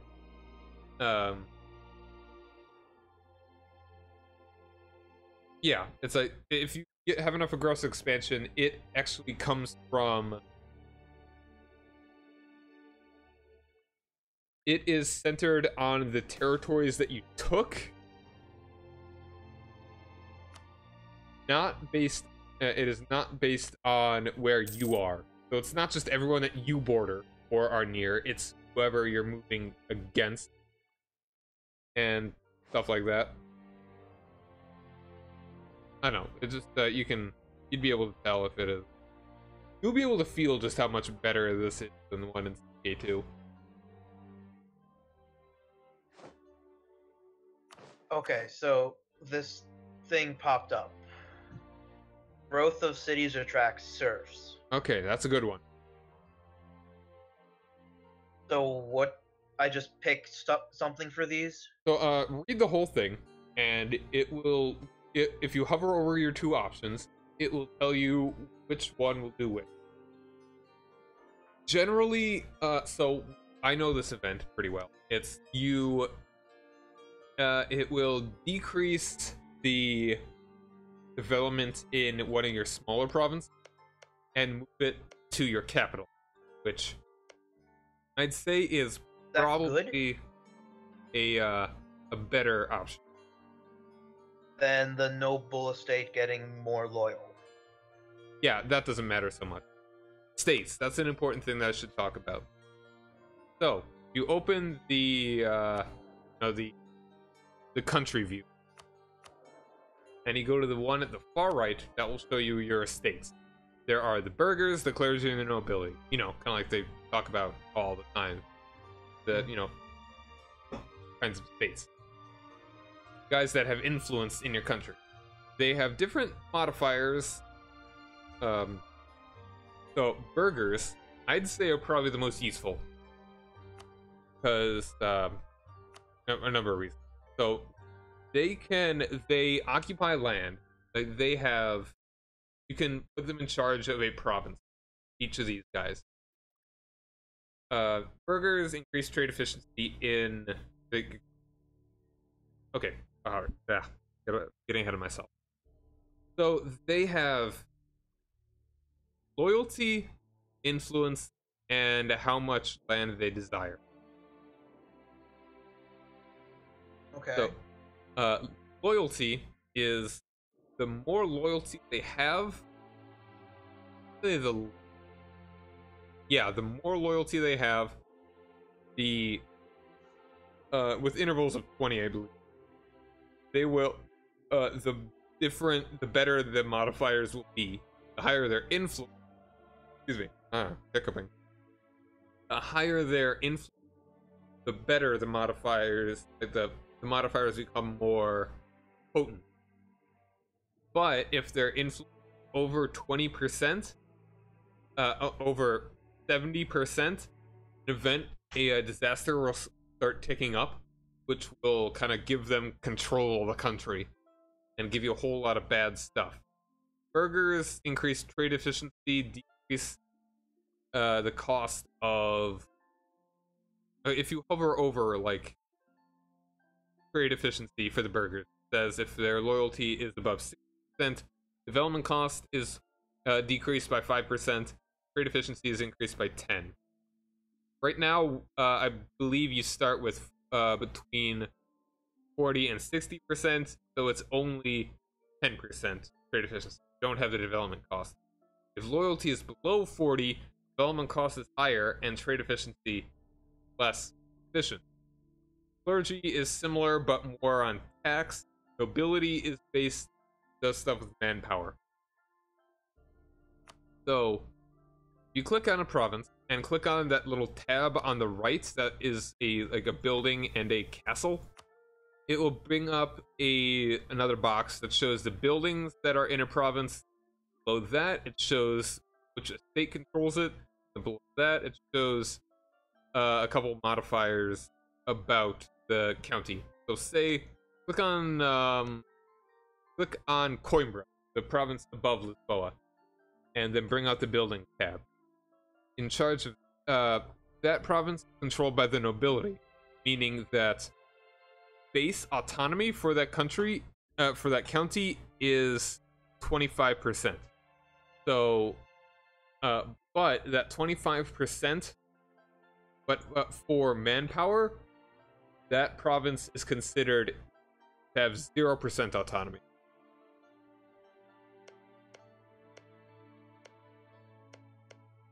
I'm not sure I'm following this. Okay, what exactly is confusing?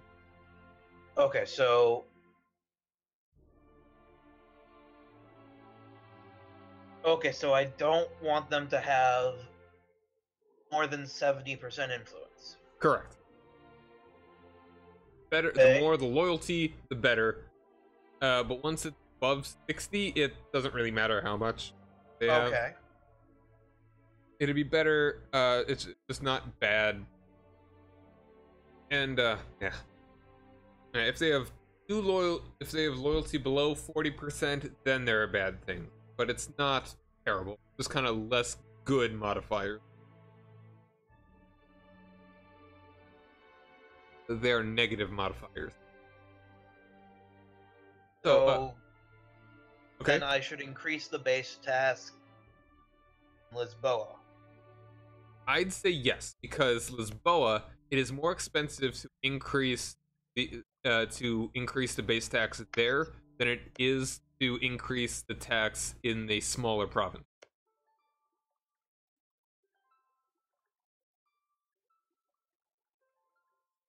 If you want to spend points to increase it back in the other one, it'd be more efficient than like, that'd be better than doing other things. Well, there's only a 6-point difference. That's actually a lot. Like in cost, you mean? Yeah. Yeah, that actually kind of means a lot. That eventually gets pretty big. Like once you get some pretty high development provinces, 6 points is kind of a lot.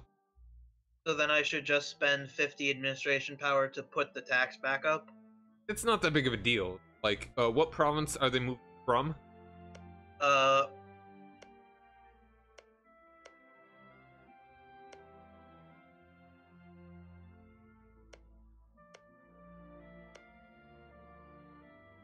Did say in the first option. yeah, Evora. Oh, okay. Sorry, I didn't hear you. Evora. It's right next to Lisboa. Yeah. All right. So it's right now you're getting 0.14 tax from that province, and you're getting 0.76 from Lisboa. Increasing the tax in Lisboa would probably get you more money than decrease in the tax from Evora. Oh, I already did that, so I'm asking if I should send it back up. Not a huge deal. I mean, it depends on what. I normally don't increase development unless I am close to the power cap for any of the 3 given kinds of points. Mm-hmm. And I don't have any technology or ideas that I want to take or am close to getting. It's like if I just took technology and if I took technology long enough ago that it's soon enough ago that I still have that it's still kind of expensive,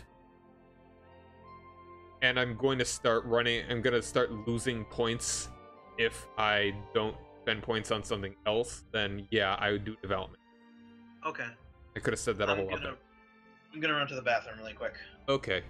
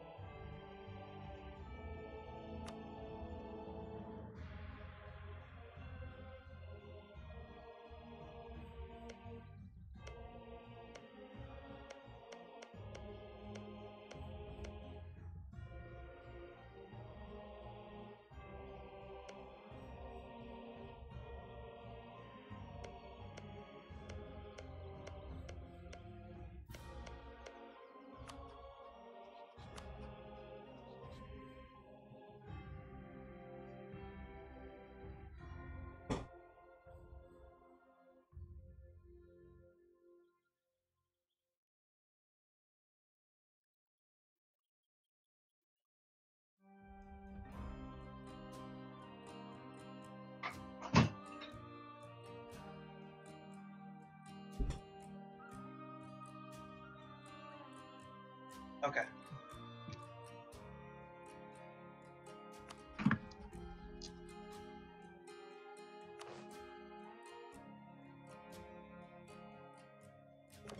I'm back. All right.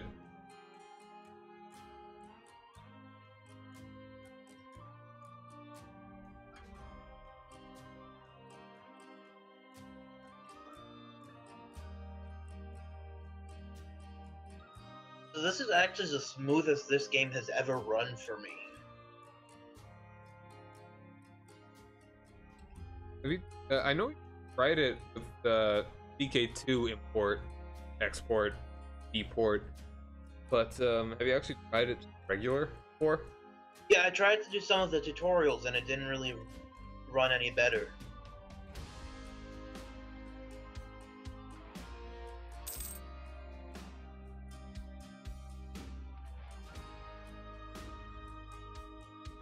Maybe there was an update somewhere in something that fixed some compatibility problem I was having. B.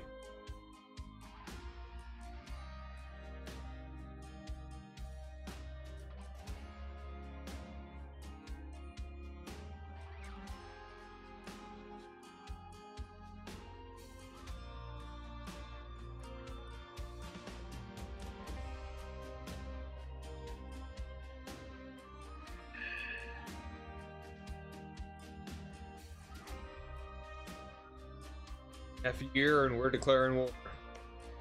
Yay. Lumsden actually got a claim on province of Granada.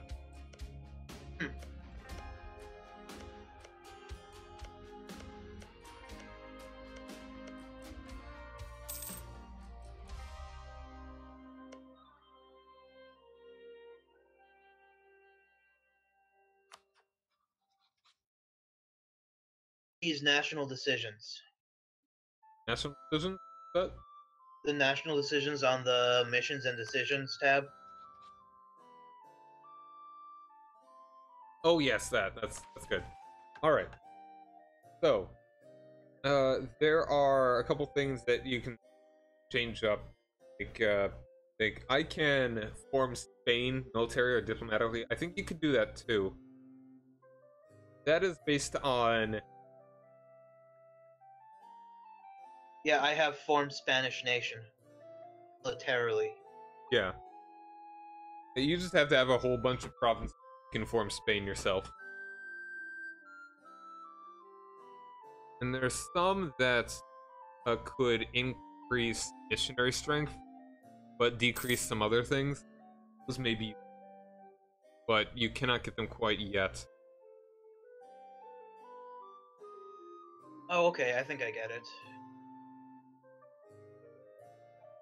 So, do you think it's worth changing, like, the type of administration? Oh, no, that's something I don't want to do. That actually changes your government type. Right now you're a monarchy. Oligarchic administration can turn you into a merchant republic. Or an oligarchic republic. So yeah, you can become a republic. Or you could take the theocratic administration, which will turn you into a theocracy.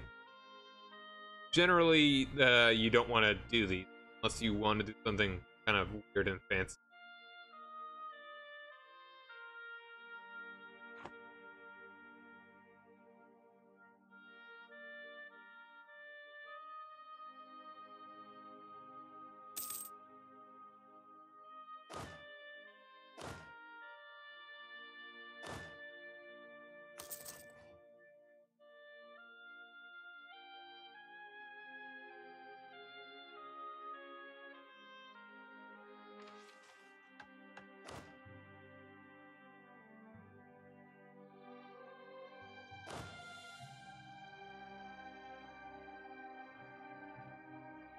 How do I get a theologian?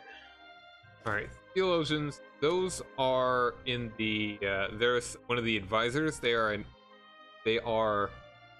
Um. Oh, one of the admin ones. They kind of just appear at random. Could fire guys if you don't want them and hope that a theologian shows up, or you could go to the clergy estate, and you could hire a theologian. There's a fourth from the bottom. It will spend. It will increase their influence by 15. And you will have I can't do that. What? I can recruit minister or recruit... It's recruit minister. Oh, okay. And it will be half off, so he'll be less expensive. And he's a level 2. So you'll get 2 additional points per month.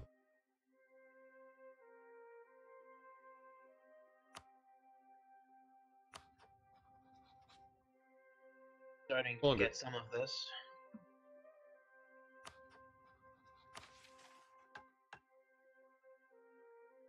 Alright, you're looking at the advancement of religion? Yeah. Alright, that one's a little risky because it increases national unrest, and these decisions you cannot undo.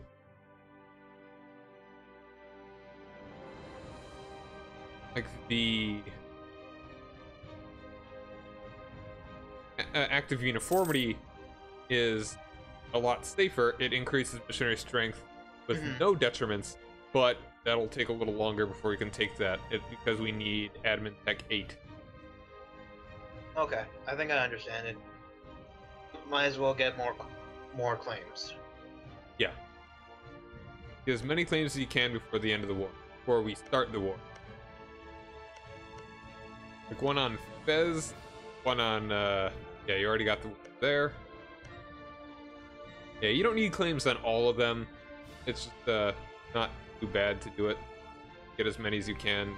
Matter of how long you want to wait. Yeah, I can't get Fez yet. Oh, that's right. Wait. Yeah, oh, you need more points.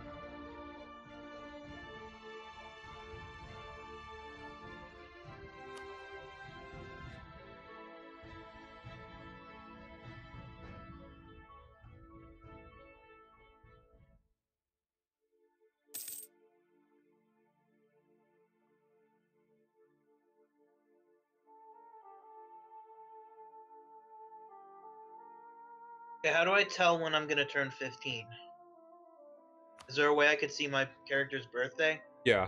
Just mouse over the about to happen. Mouse over the the Regency Council, and now you're 15. Oh. Yep. So.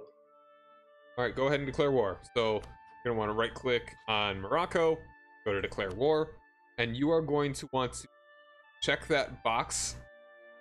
Hold on. All right. You may, if you want to co-belligerent them, you may want to wait 2 years. It depends on how many more points you want to spend. It could have to spend a lot more points if you take land from them and don't co-belligerent them. I'd say because we're going so slowly, I'd say just go for it now. So I should co-belligerent them? I'd say just declare war now and don't worry about it. I don't know, I don't know how much we actually want to continue this campaign. See. Alright, let's get a royal marriage.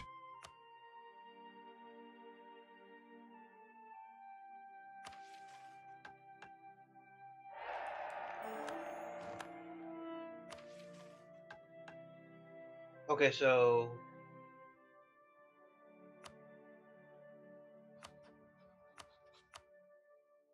So I check the box by you, right? Yes.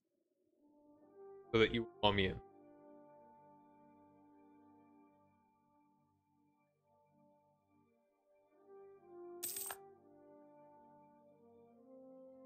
I think I'm gonna wait a couple months so I can get a claim on Fez too. Alright, sounds good.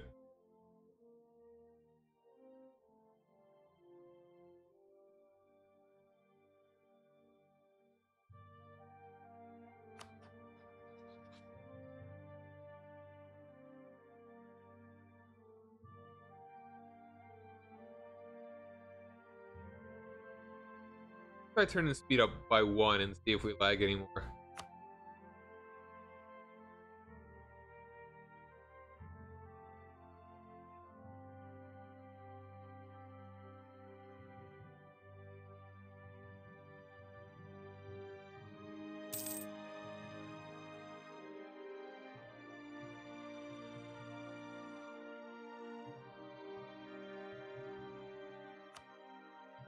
Alright, that was lagging. Okay.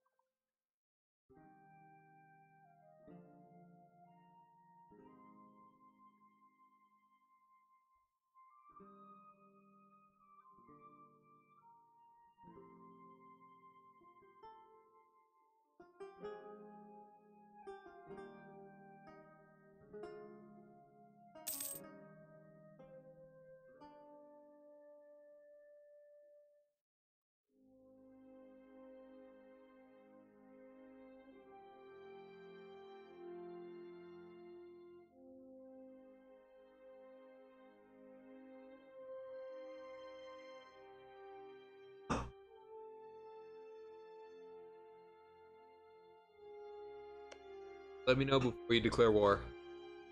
Okay, I just got something that's really long that I want to read. Alright. What's it called? The Duke of Coimbra. Oh. I don't know about this. Want me to read it? Then. Sure. King Alfonso was only 6 years old when he became King of Portugal. For the first 8 years of his reign, 1438 to 46, the country was ruled well by the Duke of Coimbra in his place. However, after Don Alfonso had ascended to the throne, as was customary at age of 14, intriguing noblemen at the court managed to cast doubt in the young king's mind about the intentions of the Duke. The Duke was sent away from the king, but later decided to return to his side to help him rule the country. The Duke, not wanting to leave anything to chance in fear of his conspiring enemies at the court, made the bad decision to approach the king accompanied by a force of several dozen soldiers for his own protection. The conspirators, however, managed to convince the king that his old beloved friend was now trying to start a rebellion against him. The king thus sent out an army to engage the enemy before he arrived. There was no real battle, but the Duke was killed nevertheless. Oh. Alright, so what are the decisions here? The king is tricked, gain 1 stability. The Duke survives and assists the king. The Duke of Coimbra until Alfonso V, the following effects. Trade efficiency plus 10, national modifier plus 10. That sounds much better. Yeah, I'd agree. For the rest of this character's life? Yeah. Oh, that's pretty good. Yeah, that's a lot of money. Although stability isn't bad, but yeah, I'd say go for that one.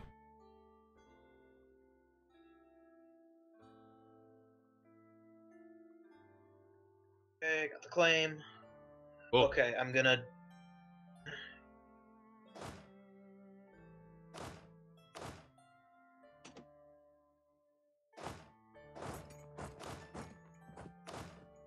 Okay. I'm gonna send it. Anything I need to do beforehand? That's everything. So, really quick, let me explain. So, one of the key differences mechanics in combat between this and CK2 is that 4 has things called forts. You should be able to see in your capital, there's a little fort icon there. Yeah. That is... alright, look at Evora. I have a fort there as well. That means that a hostile force cannot move must move into that province, cannot go around it. Like, say if I was attacking you from Badajoz, I could not go to, say, Beja to Lisboa. I would have to go to Evora or go to Toledo, Madrid, Castilla la Vieja, Leon, Braganza, to Coimbra, and then to Lisboa. So it restricts movement. But once if I were to siege down Evora, I would have a free path right to your capital. So, okay. Like, Granada has a fort in Granada. Morocco has a fort in Fez and Tangiers. So you're going to want to go right for Tangiers. You should probably make that the war goal. That's what I was planning on doing. Okay, and then you would only be able Fez. You want... Okay, hold on. Let me send a couple guys... How many... Would you like me to help you out down there right now? Yeah. That probably would be a better idea. Since they have 15, and I only have 13. I'm gonna send down 5 more troops. I'll send on 6.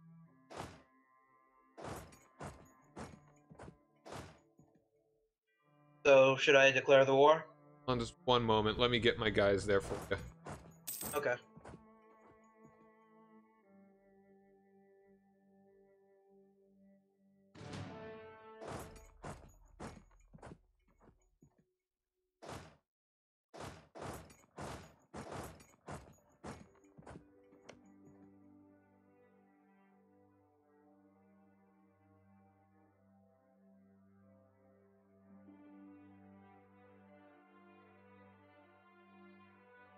Oh, and also generals. Generals are important. I don't think I have any. All right, click on your character. Your unit. So at the top there, it says no leader. If you click on that, it should say if you have a general, he will appear. They have a number of tips. There are fire, shock, maneuver, and siege. Fire, it gives a benefit to the fire phase of your combat. Because when right now they use archers, but in the future they will have guns. So then I'll pause it so we don't waste any time. Shock is melee combat is generally where you're going to be fighting with your cavalry. Maneuver is like in where you can move across the river. You move fast. Like the more maneuver pips you have, the better you would be at. Less bad you'd be crossing a river into combat. You faster. Things like that. Siege pips are good for sieging, obviously. So that's the more siege pips you have, the better your sieging would be. And I'll talk about sieging once we actually start sieging. So that's the basics of actual combat. And you can take a look at the combat screen, and you'll be able to tell the difference. It's pretty similar to CK2. All right, so on your order, Commander. Hey.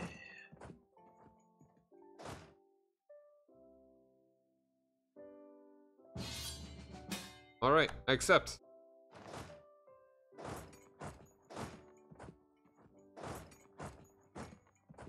All right, so he is not off Fez, and I will. Yeah, I'll just move just tell me where you want me to move my guys to. Actually, hold on. That may not even be good to help. Okay, yeah. I actually cannot help. Yeah, see, we just sunk 12 of his lights. And we took no losses. Oh, we are gonna... Okay. Alright, so you are sieging down Tangier. You see that you have a 49% chance, or a negative 49% chance. That means you have a negative 49% chance to take the province right now. So, So I should leave. No, you should not. If you click on the province, that will take up the siege thing. So, and the bar on the right, like the green bar on your left of your unit, that's your morale as normal. The one on the right now it is black. It will slowly fill up to green. Once that bar fills up, it will, depending on a number of events, but normally it would increase that number. So it would go from like 49% to like negative 32. And eventually it will get up to positives, and then it becomes a chance that you could take it every month. Okay. And numbers in and of themselves do not assure that you will that percentage will be higher. So like my 6k guys don't actually improve the chances right now.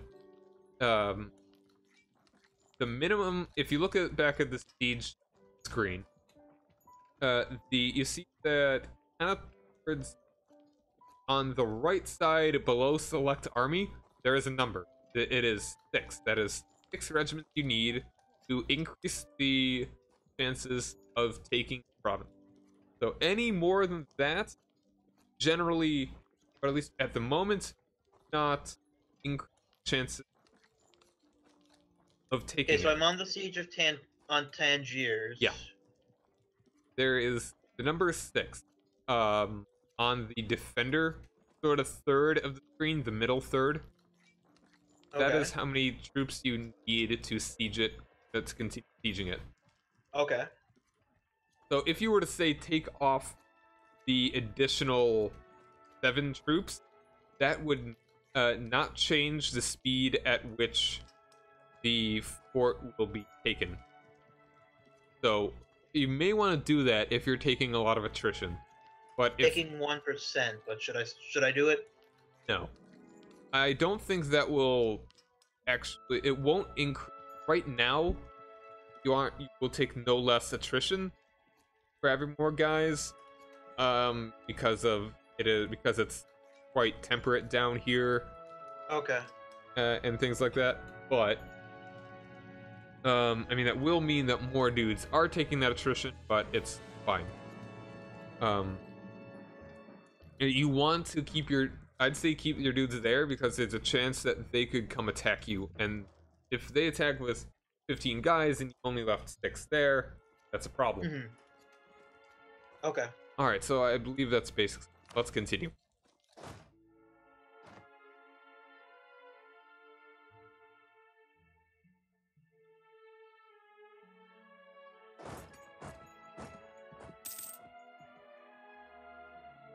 All right, we sunk 7 more of their lights.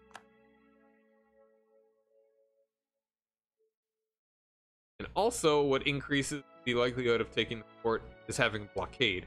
So having those boats in that sea tile is helping us siege that down faster. Okay, so is that why when they started fighting, the number went down instead of going up? Yes. Gonna put my leader in charge of that fight. That was stupid of me.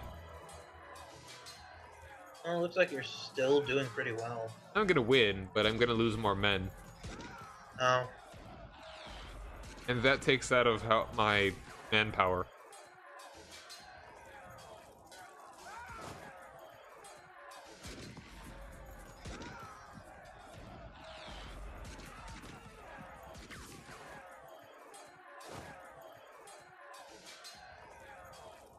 Okay, I see, like, the event that fired. Yeah. For supply shortage, and then it went down to 42 instead of Yeah, yeah. 49.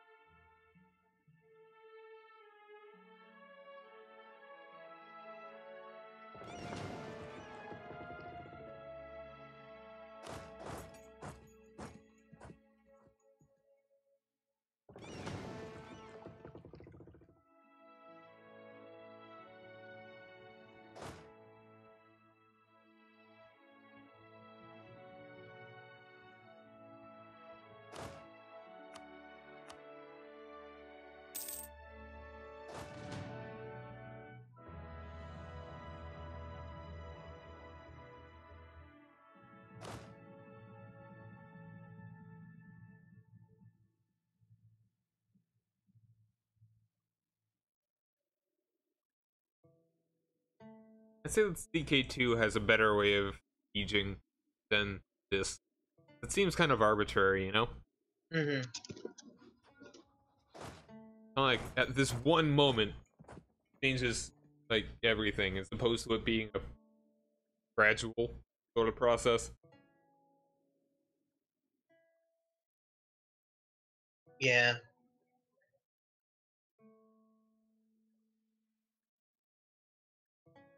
So when the green bar fills up, an event happens?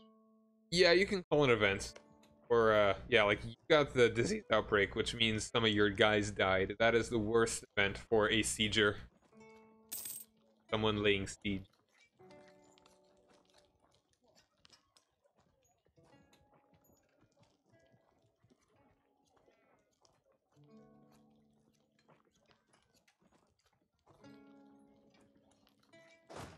And it also means that you didn't gain any progress.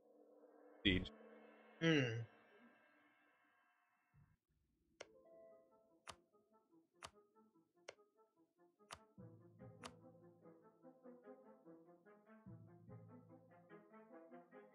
Why'd Maria just turn green? Because I transferred it to you. I laid siege to it, so it was occupied by me. And because I'm gonna give you all the land, I transferred it to, like, if you were to click on it, there should be a button next to your flag that will be that says like transfer trade, transfer occupation, and you could give it back to me, for example. But this doesn't matter since they're not belligerents. It means that you will be able to determine the fate of that province rather than me being able to. Okay.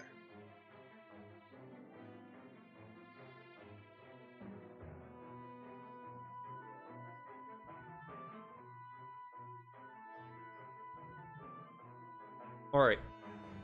I'm gonna go to the bathroom really quick. I'm not gonna pause. Just if their forces start to move on mine or yours, pause, so I can reinforce it. I'll just be back in a sec. Oh, just like that. Hold on. I am going to wait. Stay there. I'm gonna wait for them to become locked, and then I will move in. Now I'm moving in. How do you know when they become locked? There's a little lock next to their icon. Next to their, yeah, their thing. So hopefully we should be able to hold out here.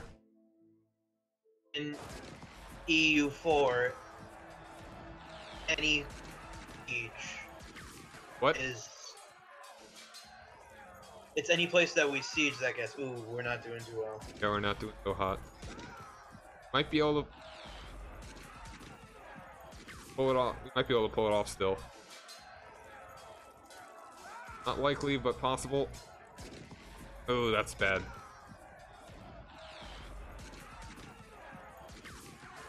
Yeah, we're gonna need to retreat. I'm gonna move my guys up to Sophia. Where do I go? Just wherever you can, I guess. I mean, you're shattering, so I'm just taking Granada right now.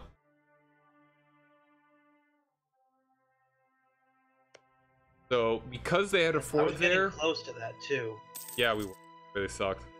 Because they had a fort there, that means that they had, they were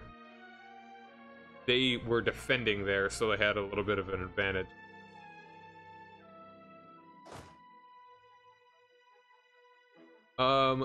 Click on your unit and check that box that says friendlies can attach. Checked. Yeah, okay. And I'm attaching to your guys now. You've got control of those men for you.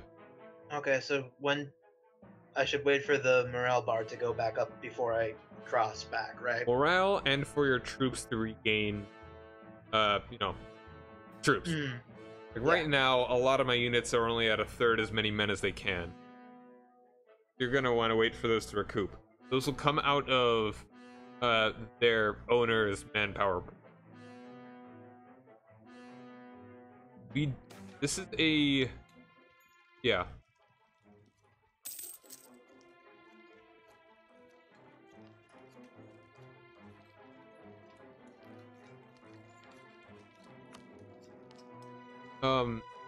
Yeah, do not attack until you actually have a formal morale and have regained all your troops.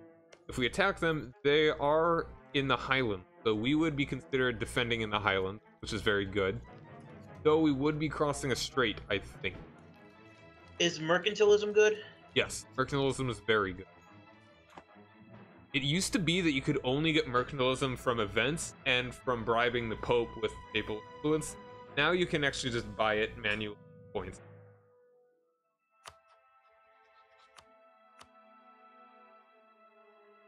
So, it used to be you would always want to take mercantilism no matter what. But now it's there are reasons to not take it by events sometimes. So yeah, once you feel that we have enough men that we might be able to take them, go ahead and cross. If that is while I'm still in the bathroom, I don't think it will be, but I'll be back in just a minute.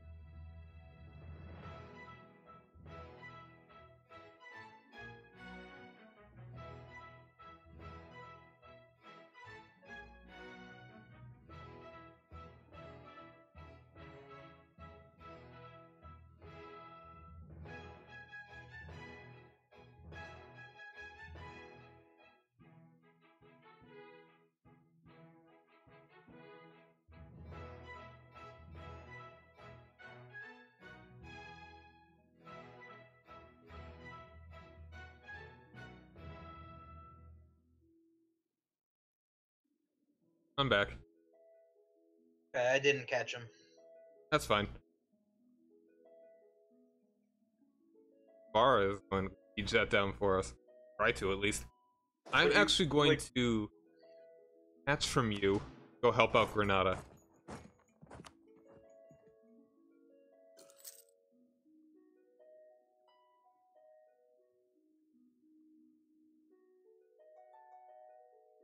but you don't have to do that, and you can respond to those any smaller units if you want.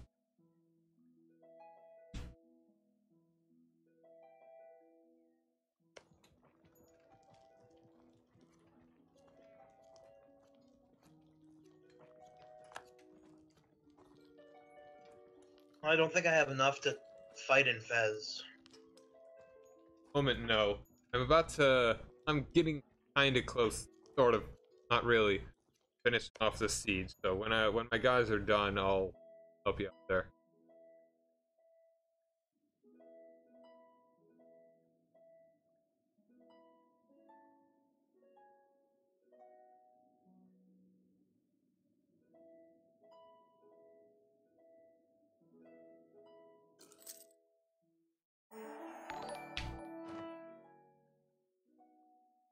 Water shortage good? Yeah, that's not really saying wow about. Thanks for the 32 viewer host. I am helping my friend conquer Morocco and Granada as first time playing. His first time doing real EU4 campaign. So I'm not really going to be taking any land. I'll let him take it all. I've played as Castile before.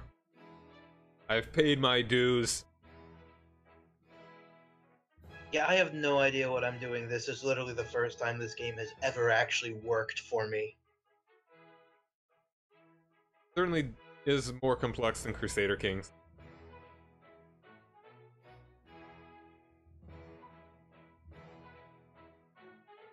And we can only have it at speed 1, because, you know, internet isn't best always. Freaking Muscovy is kicking me off the Great World Powers.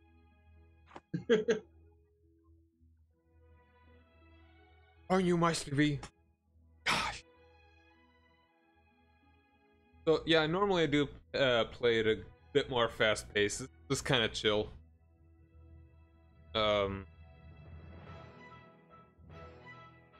I mean, if you want to see more of this, wanna chat in the chat, come on by. Greatly appreciated. I also like to play Crusader King. I've played Crusader time past almost 3 hours already. Wow. So those Moroccan separatists are at 10%. Is it worth spending 105 administrative stuff to boost stability?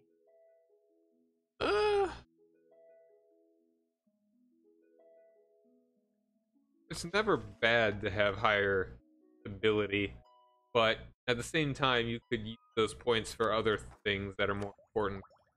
Like probably about a thirdish of the way to the admin tech, and that would be pretty good. So and if they fire, then they fire. How many would there be? I doubt there'd be. You can take a look at that. If you go to the stability and expansion tab, then it should tell you how many guys there will be. Where would I find that? That is the 5th tab from the right in the country view thing window. No, I mean the number of... It should say, it's kind of like, I don't have an example because I don't have any rebels that are going to be coming up. So it should say like how many thousands it should be, like 9K or some example there. Find Moroccan separatists and you'll be able to find it.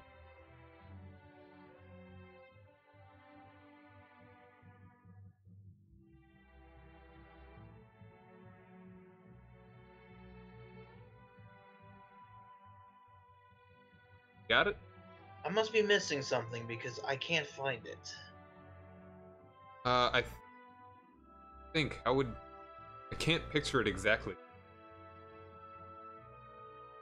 Oh, there it is. Yeah, there.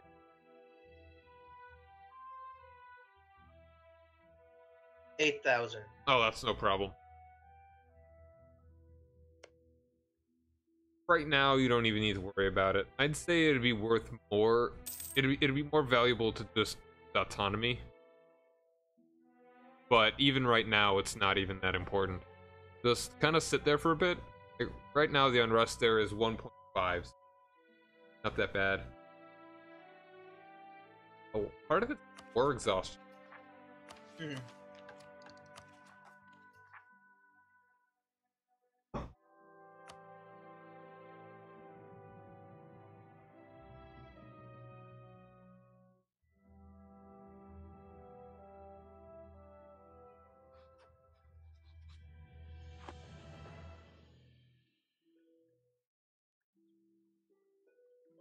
So your siege in Granada, that means there's a 28% chance that this time it'll work.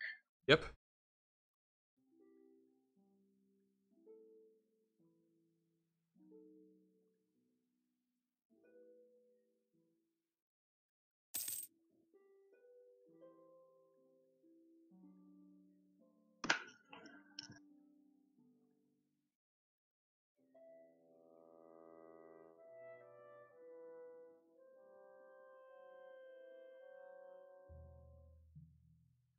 And you can do it. Do it. Whoosh. Whoosh. Whoosh. Come on. Whoosh. Oh, slow. Water shortage. Joy. Let's see if we can get a little bit of speed 2 going. Okay.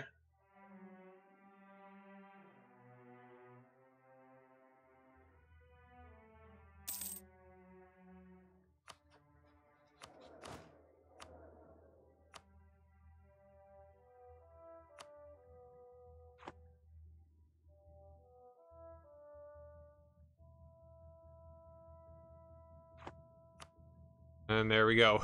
See? I have to keep it at speed 1.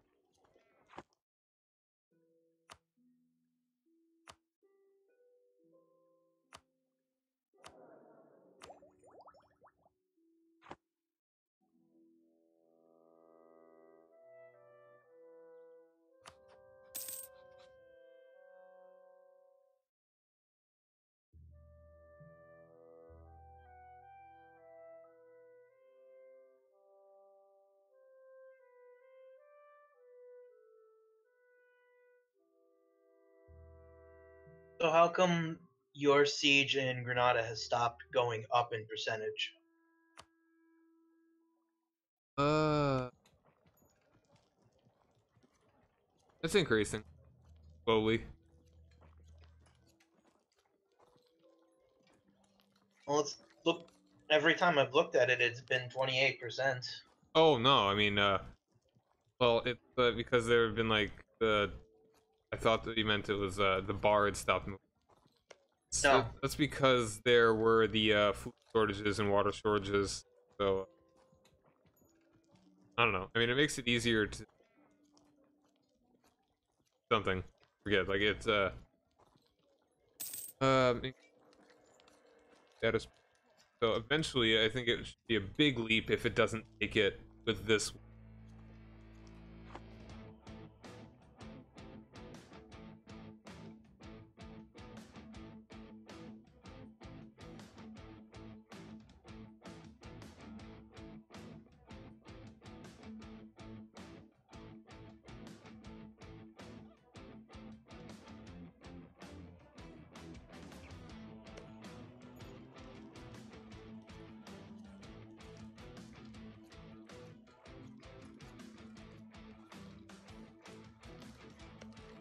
I don't know.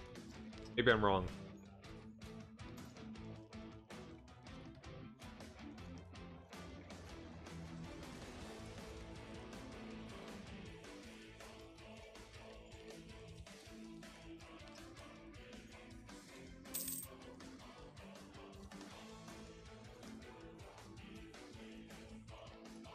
So should I move to Fez and to try and bait them away from you, or do you think that would cause them to just march on you? That would just send them to Tangier. Oh, yeah, defend me. Send your dudes in.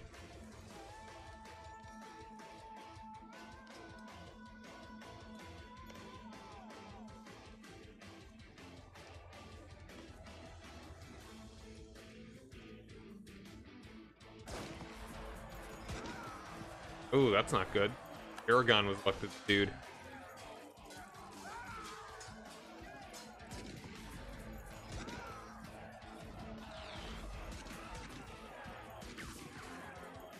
So the thing about this, the combat in EU4 is that they have combat width. So you see how they have what?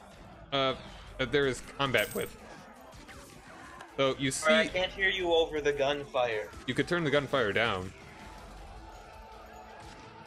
So there are only so many troops you can have that are engaging with the enemy at a given time. Okay. It's combat width. So see the guys in the back? Those dudes we would want to be fighting, but because our technology is too low, they are not engaging because we just cannot. We don't have the tactics understanding of how to fight good enough to actually have them all doing stuff. Okay, I was wondering what that meant. So right now our combat width is 20, and we have like 24 units. So they are, yeah, they're just kind of in the back. So yeah, we don't really fight any better if we have more men in the front row than we have combat with. Okay. But they do reinforce, kind of, or something. Alright, we killed more, lost. Yeah.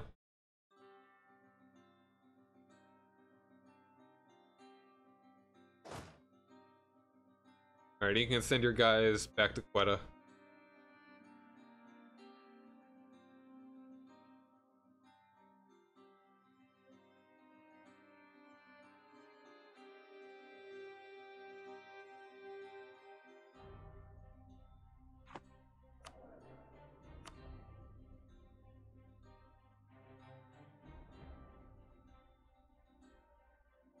Yeah, so your one in Granada is still at 28%. I know, getting unlucky.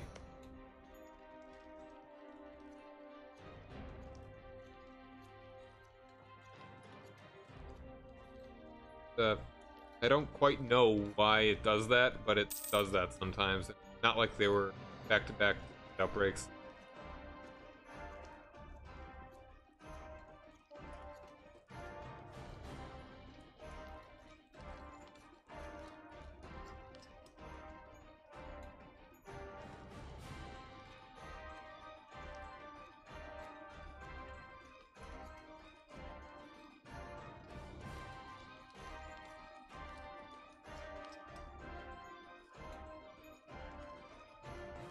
Oh, okay. Progress on 4 steps at 12. Okay. Alright, I get it. So, there are... this I didn't actually know. Thanks for mentioning that, Dragon. So, there can only be... after, like, 12 things have succeeded... okay. there can be no more improvement. So now I'm stuck at 28%. And probably 35. Yes. So the Renaissance started happening. It showed up in... Sicily. In the tip of Sicily. That's interesting. So I think that is actually probably the best for us, because it will now move to Cagliari, and then into Aragon, then closer to us, as opposed to having to go through. There we go. As opposed to having to go through Europe, go through France and stuff.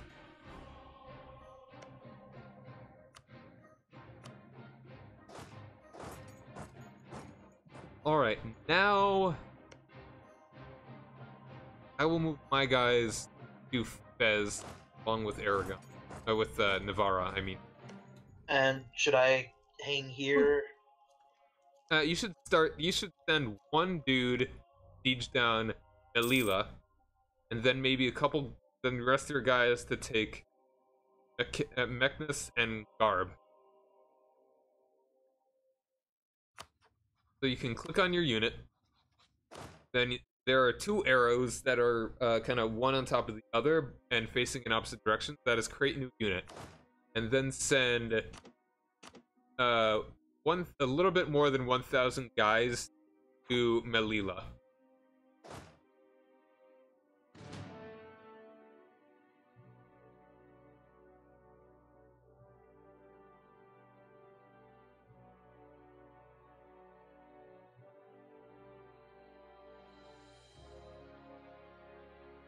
Because that is a pretty safe province to send a small unit. The rest of your guys, probably, I'd say send them to Meknes in case the dude comes from down south to attack, so that you can retreat into Fez, so you're with superior number. Hopefully superior number.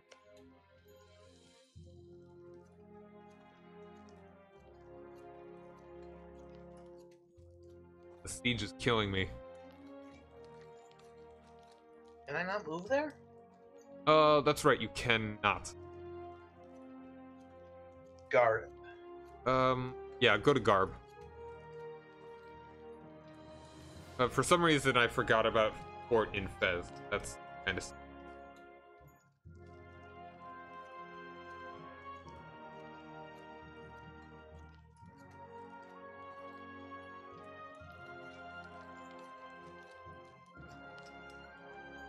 Alright, just when at least right now, when you get 3 water shortages, you can't have any more progress, and you just have to... Oh, wait.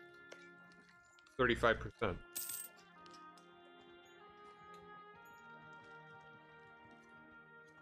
Huh. Alright, yeah, I don't know. It's... So these provinces, because they don't have forts, they only take... They are taken automatically after 1 siege tick. I guessed when I got 100% from sending 1,500 guys there. Yeah. Okay, the garrison dropped to half in Granada. Gotcha. Yeah, they have 3,000 guys, now they're below 1,500.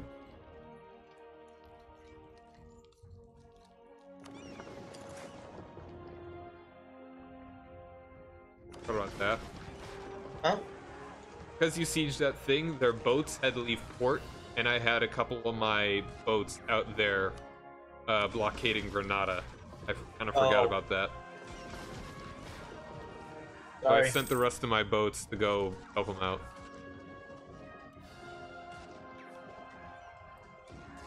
I'm guessing move my guys and Garb back to Ceuta. You're fine right now.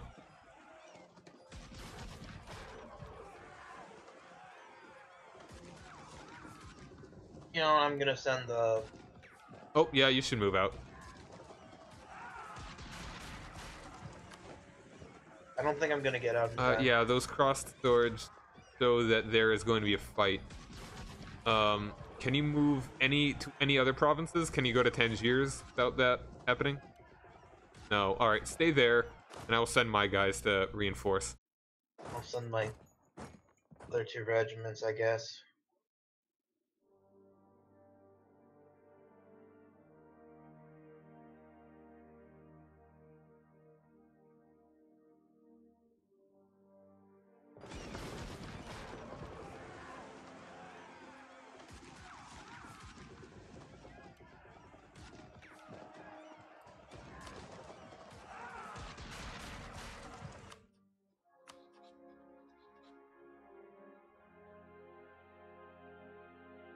It'll be a couple days before I get there, but I think we'll be okay.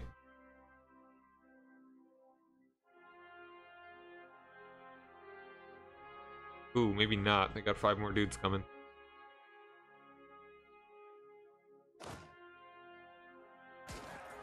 Alright, hopefully we'll kill them really hard before this quest comes in.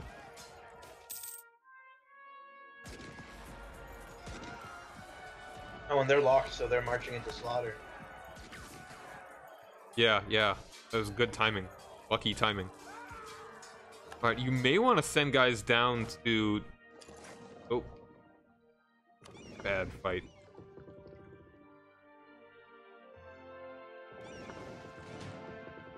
All my heavies. Ooh. You send your boats into the Gulf of Almeria. Go fight those dudes. They're probably pretty weak. And that will help me with my siege as well.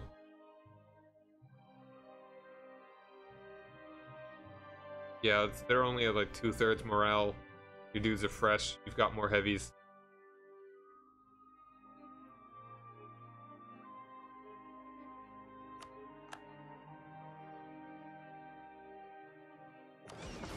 Oh, the siege in Fez stopped. Should I send my guys there? No, I'll send my guys.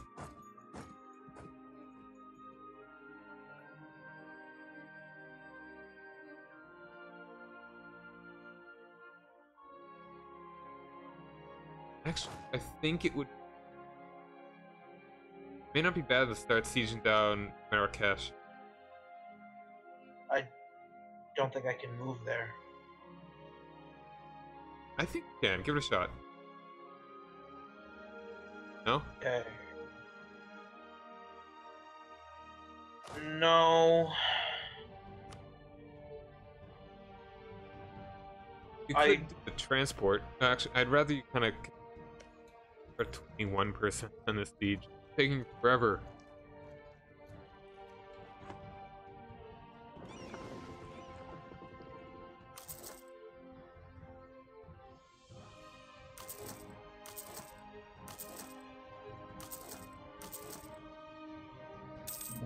I'll have to move my boats if I want to move anywhere.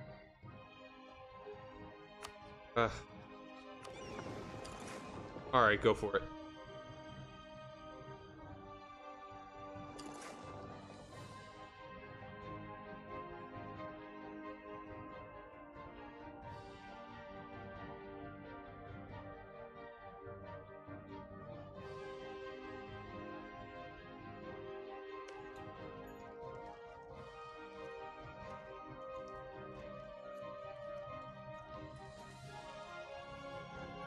Getting so unlucky with Granada.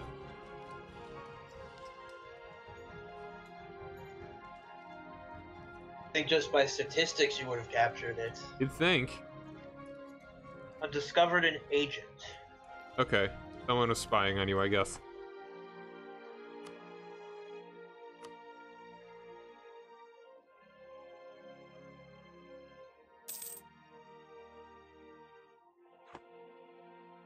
Alright, so let's take a look at the peace deal right now. So you see that the thing at the bottom that shows the war score and all that? Yeah. Click on that, and that shows you the overview for how the war has been so far. Morocco is at low enthusiasm, meaning they are more likely to surrender. They're pretty ready for that. Granada also is getting pretty low. They're at 12. But we are all at high. We're pretty cool with all the fighting. We have the war goal. You can see that arrow kind of towards the middle on the right. That means that the war score is ticking up because we have the war goal occupied. Okay. Oh, if you right-click on field, that will take you to the peace offer screen, and you can click on the provinces that you have occupied, and that will list them as to where you what you want to take. Peace offer value down there will show you the total of the value for all the stuff you want to take. If there's a check mark, they will accept whatever you have offered. If there is a red X, that means they will not accept what you are suggesting. So you want to like click on all the things that you want to take, everything that's in red, so that they are in green, And if that is everything you want, you can go for that peace deal. Also, you can take money. That is towards the bottom. War reparation, really good, which is on the far in the far right button of the things, kind of on the top. You could annul treaties. That's not going to be that important. Peace nation, not that important. So what you'd want to do is take however much land you want. I'd suggest taking all of Granada. Take Tangiers, Melilla, maybe Fez and Meknes. Depending on how well we beat them. And war reparations is good as well.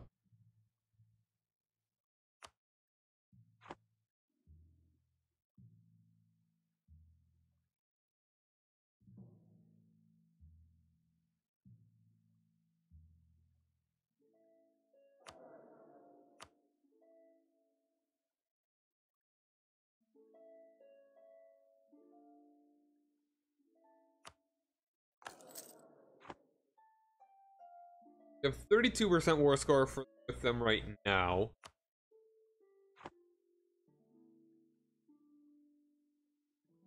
So we should be able to get... You could probably peace out for only Fez right now. But it will Fez take... and one other thing, I think. Yeah. But we could still go for this for a good bit longer.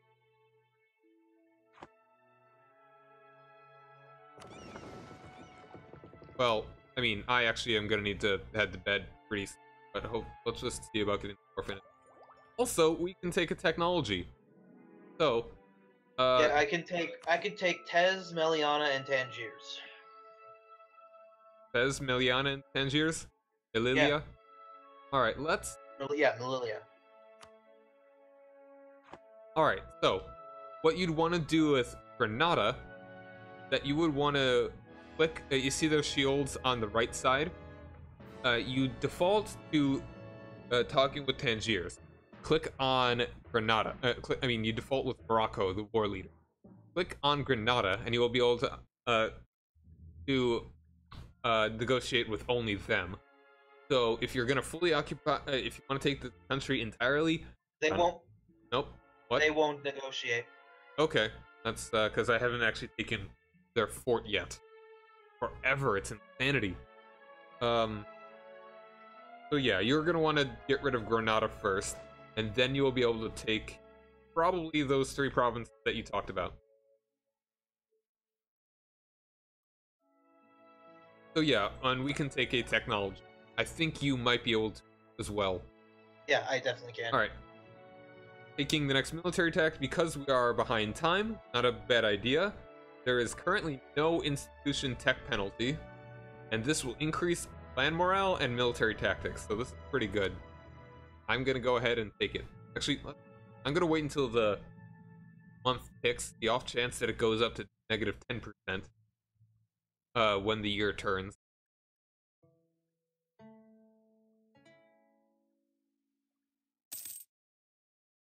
It did not. Whatever. I'm just gonna take it. So we're gonna be able to fight them better if we do fight them again. And I think it just turned to 1% instant penalty. So I may have lost a couple points on that, but not huge.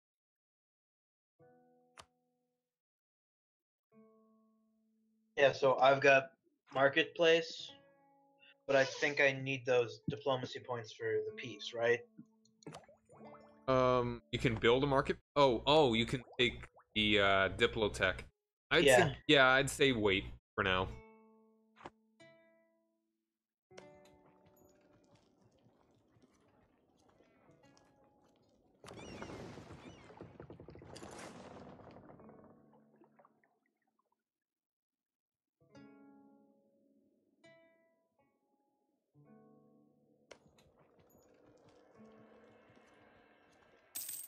Man, I can't believe that siege in Granada still hasn't gone through. Yeah, this is easy how long it's taken. Right now it's at 5% because of my blockade.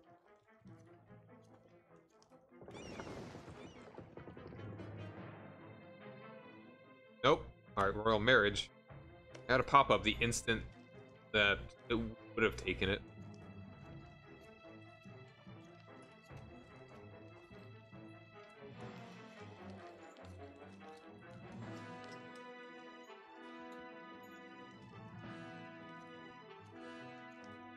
Siege has been going on for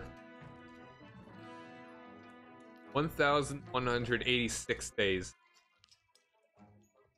Oh. More than 3 years.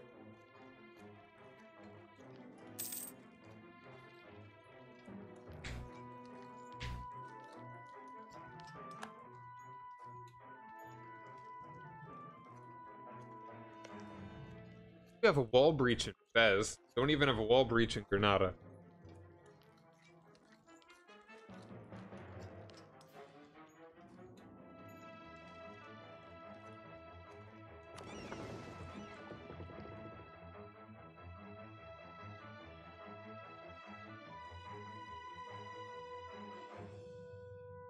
Back down to 1%. Hell.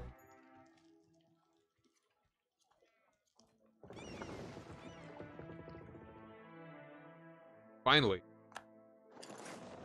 Ooh, you got it. Yeah, alright. So now you can peace out Granada. Take all their land and all their money.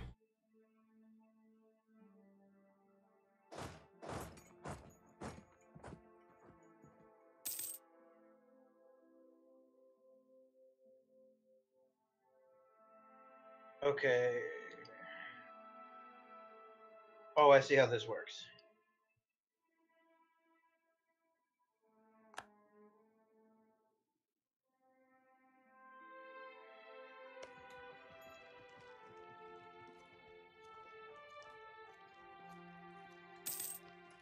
Alright. Stuff. Alright, now, see if we can... if you can take the land that you want from Morocco. And you should also start coring it.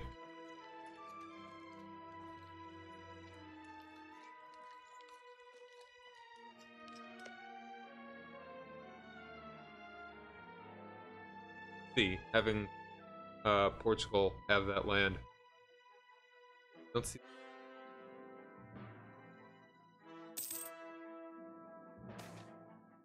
I can grab more. Only those 3. If you want to take more, we could wait. And taking Fez would be huge. Their capital, it's another fort. Yeah, let's see if it goes. You'll probably be able to get at least one more province. When we take this. Maybe even second. Fighting them would help a lot as well.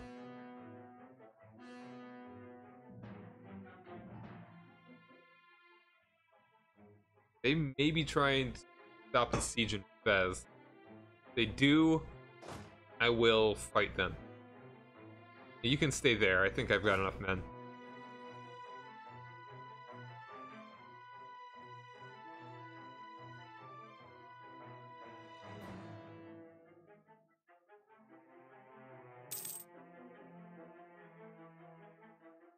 Yeah, he's not... Oh, no. Alright, once he is locked, I'm going to move in.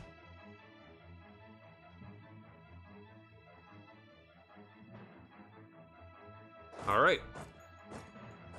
Don't know if you can even see my troops.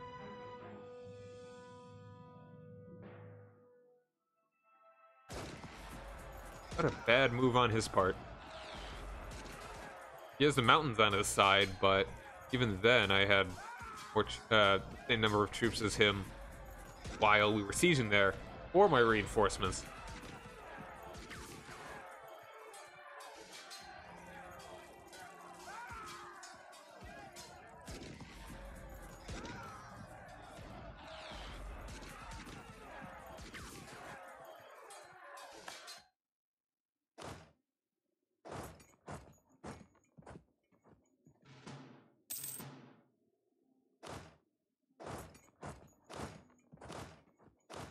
Okay, so...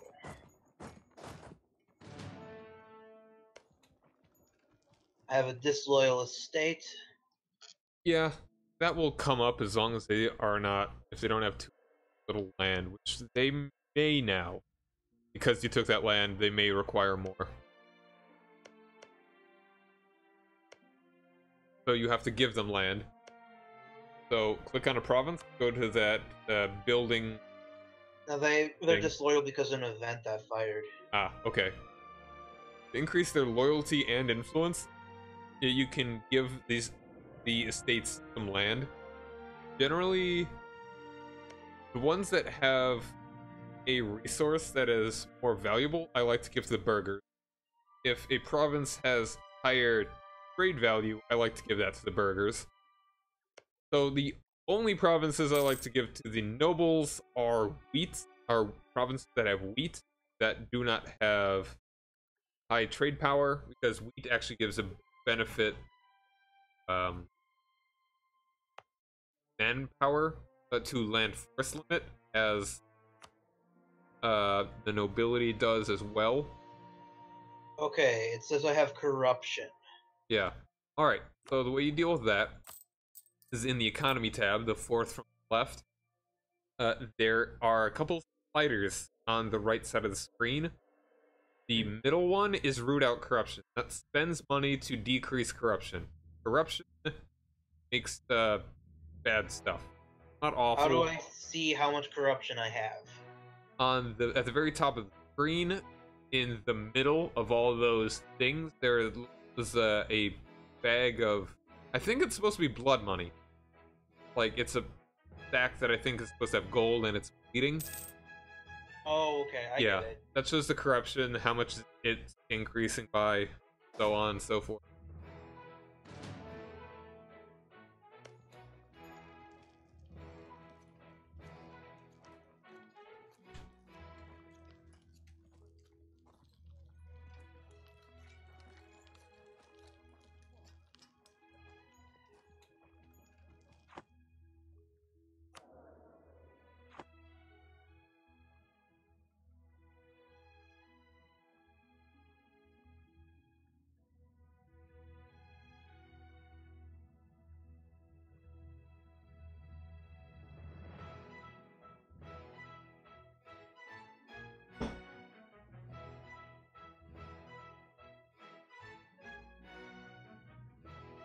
Alright, gonna turn up speed up for a little while. Probably a very little while. Extension. Alright, we did it. Transfer that to you, and if you like the peace deal they will give you, go ahead and take it. There's no chance of getting the entire country, but you could at least get 3 provinces that are probably good, maybe even 5.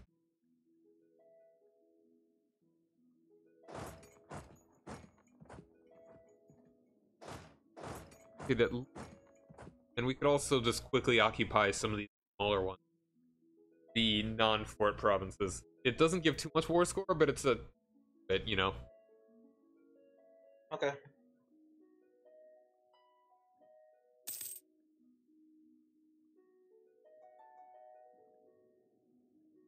My guys won't move. They're moving. Are they? Yeah. You can go ahead and start sieging down Marrakesh.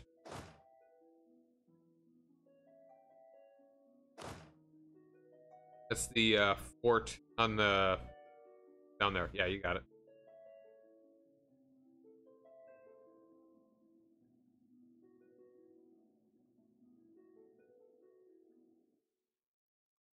Taking a look at the peace deal now?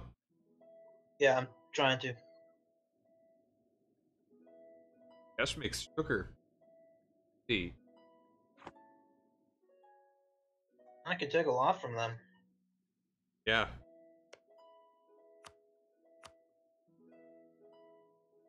And remember not to take much overextension. Or aggressive expansion. The aggressive expansion alright, the overextension is the second from the bottom on those things that are on those numbers that are on the left. Overextension overextension is the second to the bottom one. Aggressive expansion is the middle one. And top one is how much prestige you will get from the peace deal. The second from the top is how much Diplo it will cost, and the one at the bottom is how much it would cost to core it.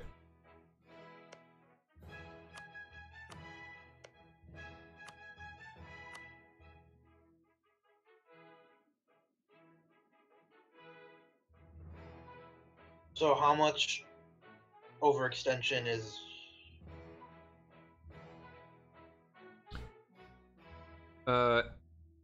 It is the number that is second from the bottom and those left. What percentage is bad?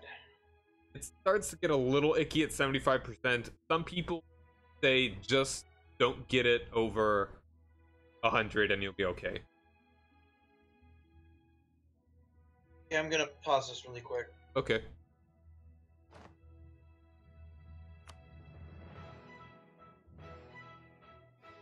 Okay, how do I check my current overextension? Which tab is that? You have... That is the stability and expansion. Yeah. It is the fifth from the right, and it is the percentage in the middle. It'll say overextension above it. Okay. So I have 27 now, so that means I can afford to take... A little bit below 75 will be okay. We may not even continue this campaign later. Yeah, so We'll I see. can afford about 43%. Sure. Go a little higher if it means maybe one more province. If you want. And be sure to take his money, too.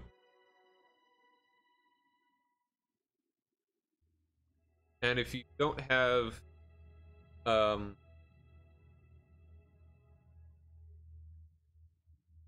if you have, like, an extra 10% percentage... If you have a 20... like, another 10% war score and you don't want to take any more land, go ahead and do war reps. Like, war reparations. That means he gives you 10% of his income for the next 10 years.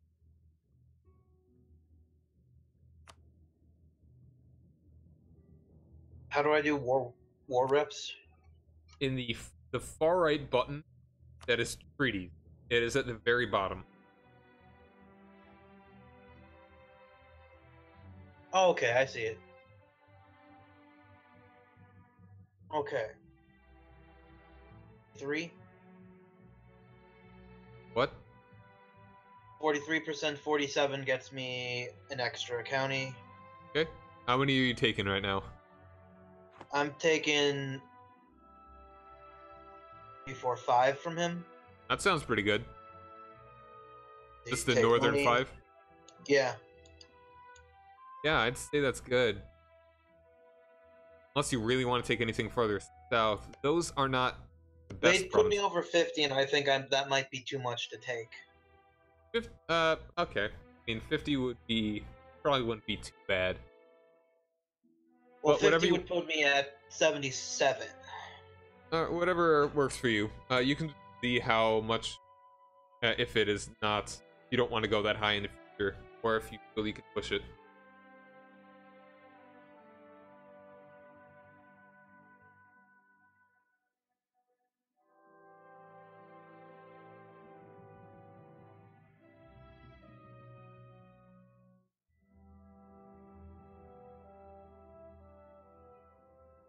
Well, I guess adding Ducala will put me at 52. Alright. So that would put me at 79% overextension. Okay. If you feel alright with that, go for it.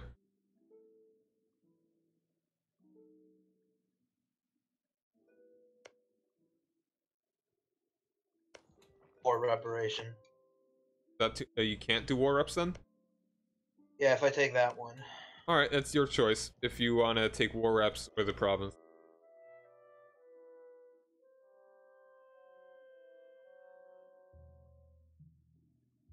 Let's pause for just a second so that you can get one more occupied, as if that makes a difference. Okay.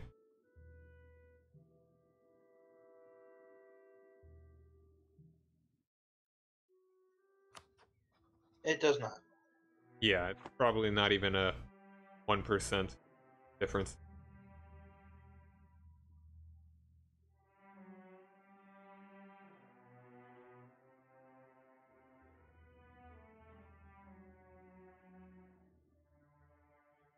Yeah, I think I'd rather take the war rep.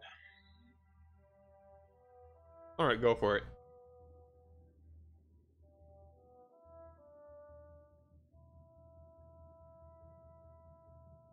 Okay, I sent the demand. Cool. Alright, unpause it. Yeah.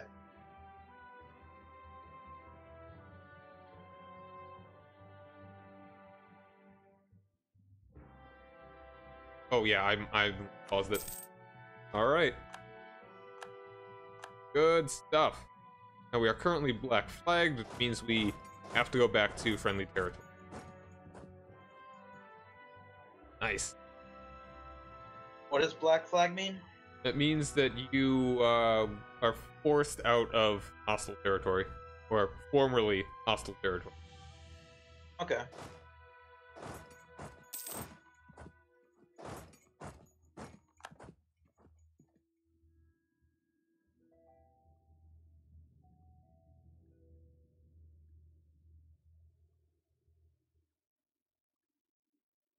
Alright.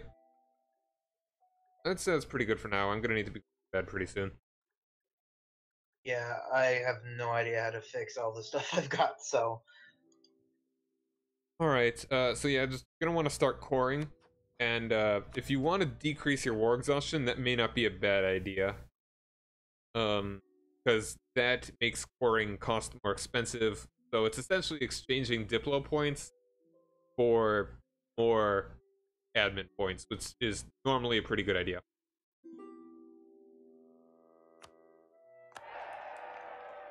Alright, so let's call it here then.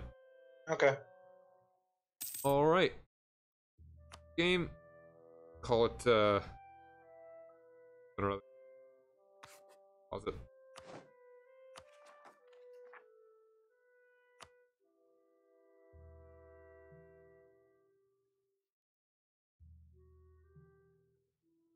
I call it Ibera Buddies. Alright, yep. Let's, I'll talk to you tomorrow, dude. Okay. It's the Game of Thrones time. Yeah. Alright. Later, man. Okay, bye. Okay. So, yeah, that was a thing. Oh. Hugh Hefner died. Oh. Go to Facebook and... Oh. Dang. 91 years old. Holy gosh. So, yeah, I wouldn't say that I'm great at the game. I've played like about 540 hours, I think, or something like that. So yeah, and trying to farm Prussia is with Yo. Who's that? That's in the Ottoman area. I think you can do that.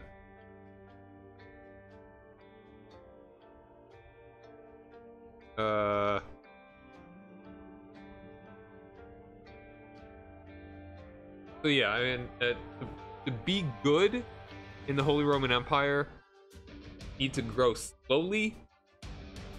Oh, Teutonic Order. What was I thinking? Yeah, Teutonic Order. Teutonic Order, get a good ally and bully Poland. As Brandenburg expand in the HRE slowly. And that's kind of my the long and short of it.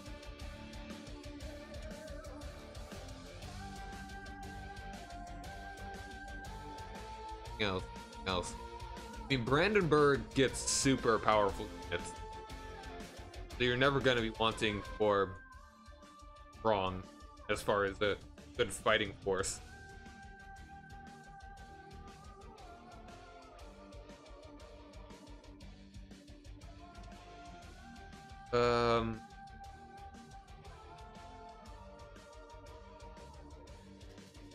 Berg. form Prussia. Yeah, Brandenburg is in a good spot to expand both inside and outside the HRE. I can just load up the game really quick, or just take a look at it. Yeah, Brandenburg. They have the opportunity to fight Poland and then get into the Teutons, grow pretty easy over here. And that you could also eat smaller dudes in the HRE. Teutonic Order is a little bit tougher because you've got the HRE really close in, and you don't want to attack into the HRE. And Mazovia, Poland, Lithuania, they are strong. Going for the Livonian Order may be a better choice first. And allies are important with big guys next to you. So consider Austria, Denmark to be your buds, if possible. Maybe Saxony or Bohemia. Bohemia is more likely to be your ally through the Teutonic Order. Brandenburg, you may want to ally. Like, it'd be really good if you could always just keep reloading the game until Poland does not get the union over Lithuania. Then you could ally Lithuania, and it'd be really easy to get Poland, to eat Poland as either Brandenburg or the Teutons.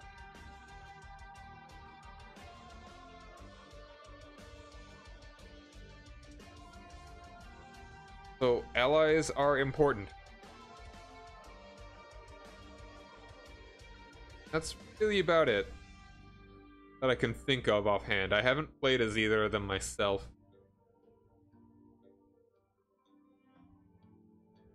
I can't give you first-hand experience. I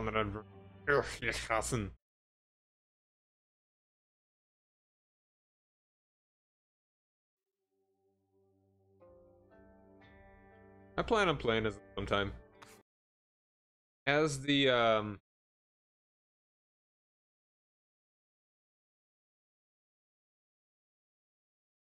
I like to switch between playing as the European and a non-European, but it's not just one thing that's pretty similar than another. I'm a quarter German, but I don't know much or any. But yeah, that'll be it for now. If any guys stuck around from the host, glad to have you. Thank you very much again. That's it. This is McConnell TV for the host. Want to see more? Go ahead and give me a follow. I also like to play Crusader Kings 2. Really want to get. I don't want to say I really want to get back into Stellaris, but because I haven't yet. I played it like a couple days when it came out. That was about it. Not that it's a bad game. Tomorrow, I'm gonna be hanging out with friends till kind of late, so I may not stream. If I do, I probably tomorrow, Friday.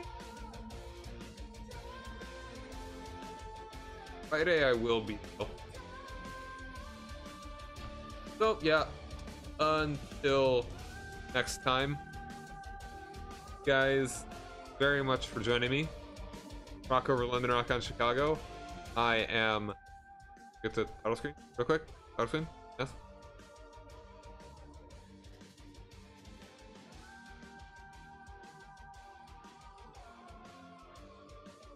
Huh? There it is. Until next time, thank you guys very much for joining me. Rock over London, rock on Chicago. I'm Cyrock Omega. Have a nice day. Later.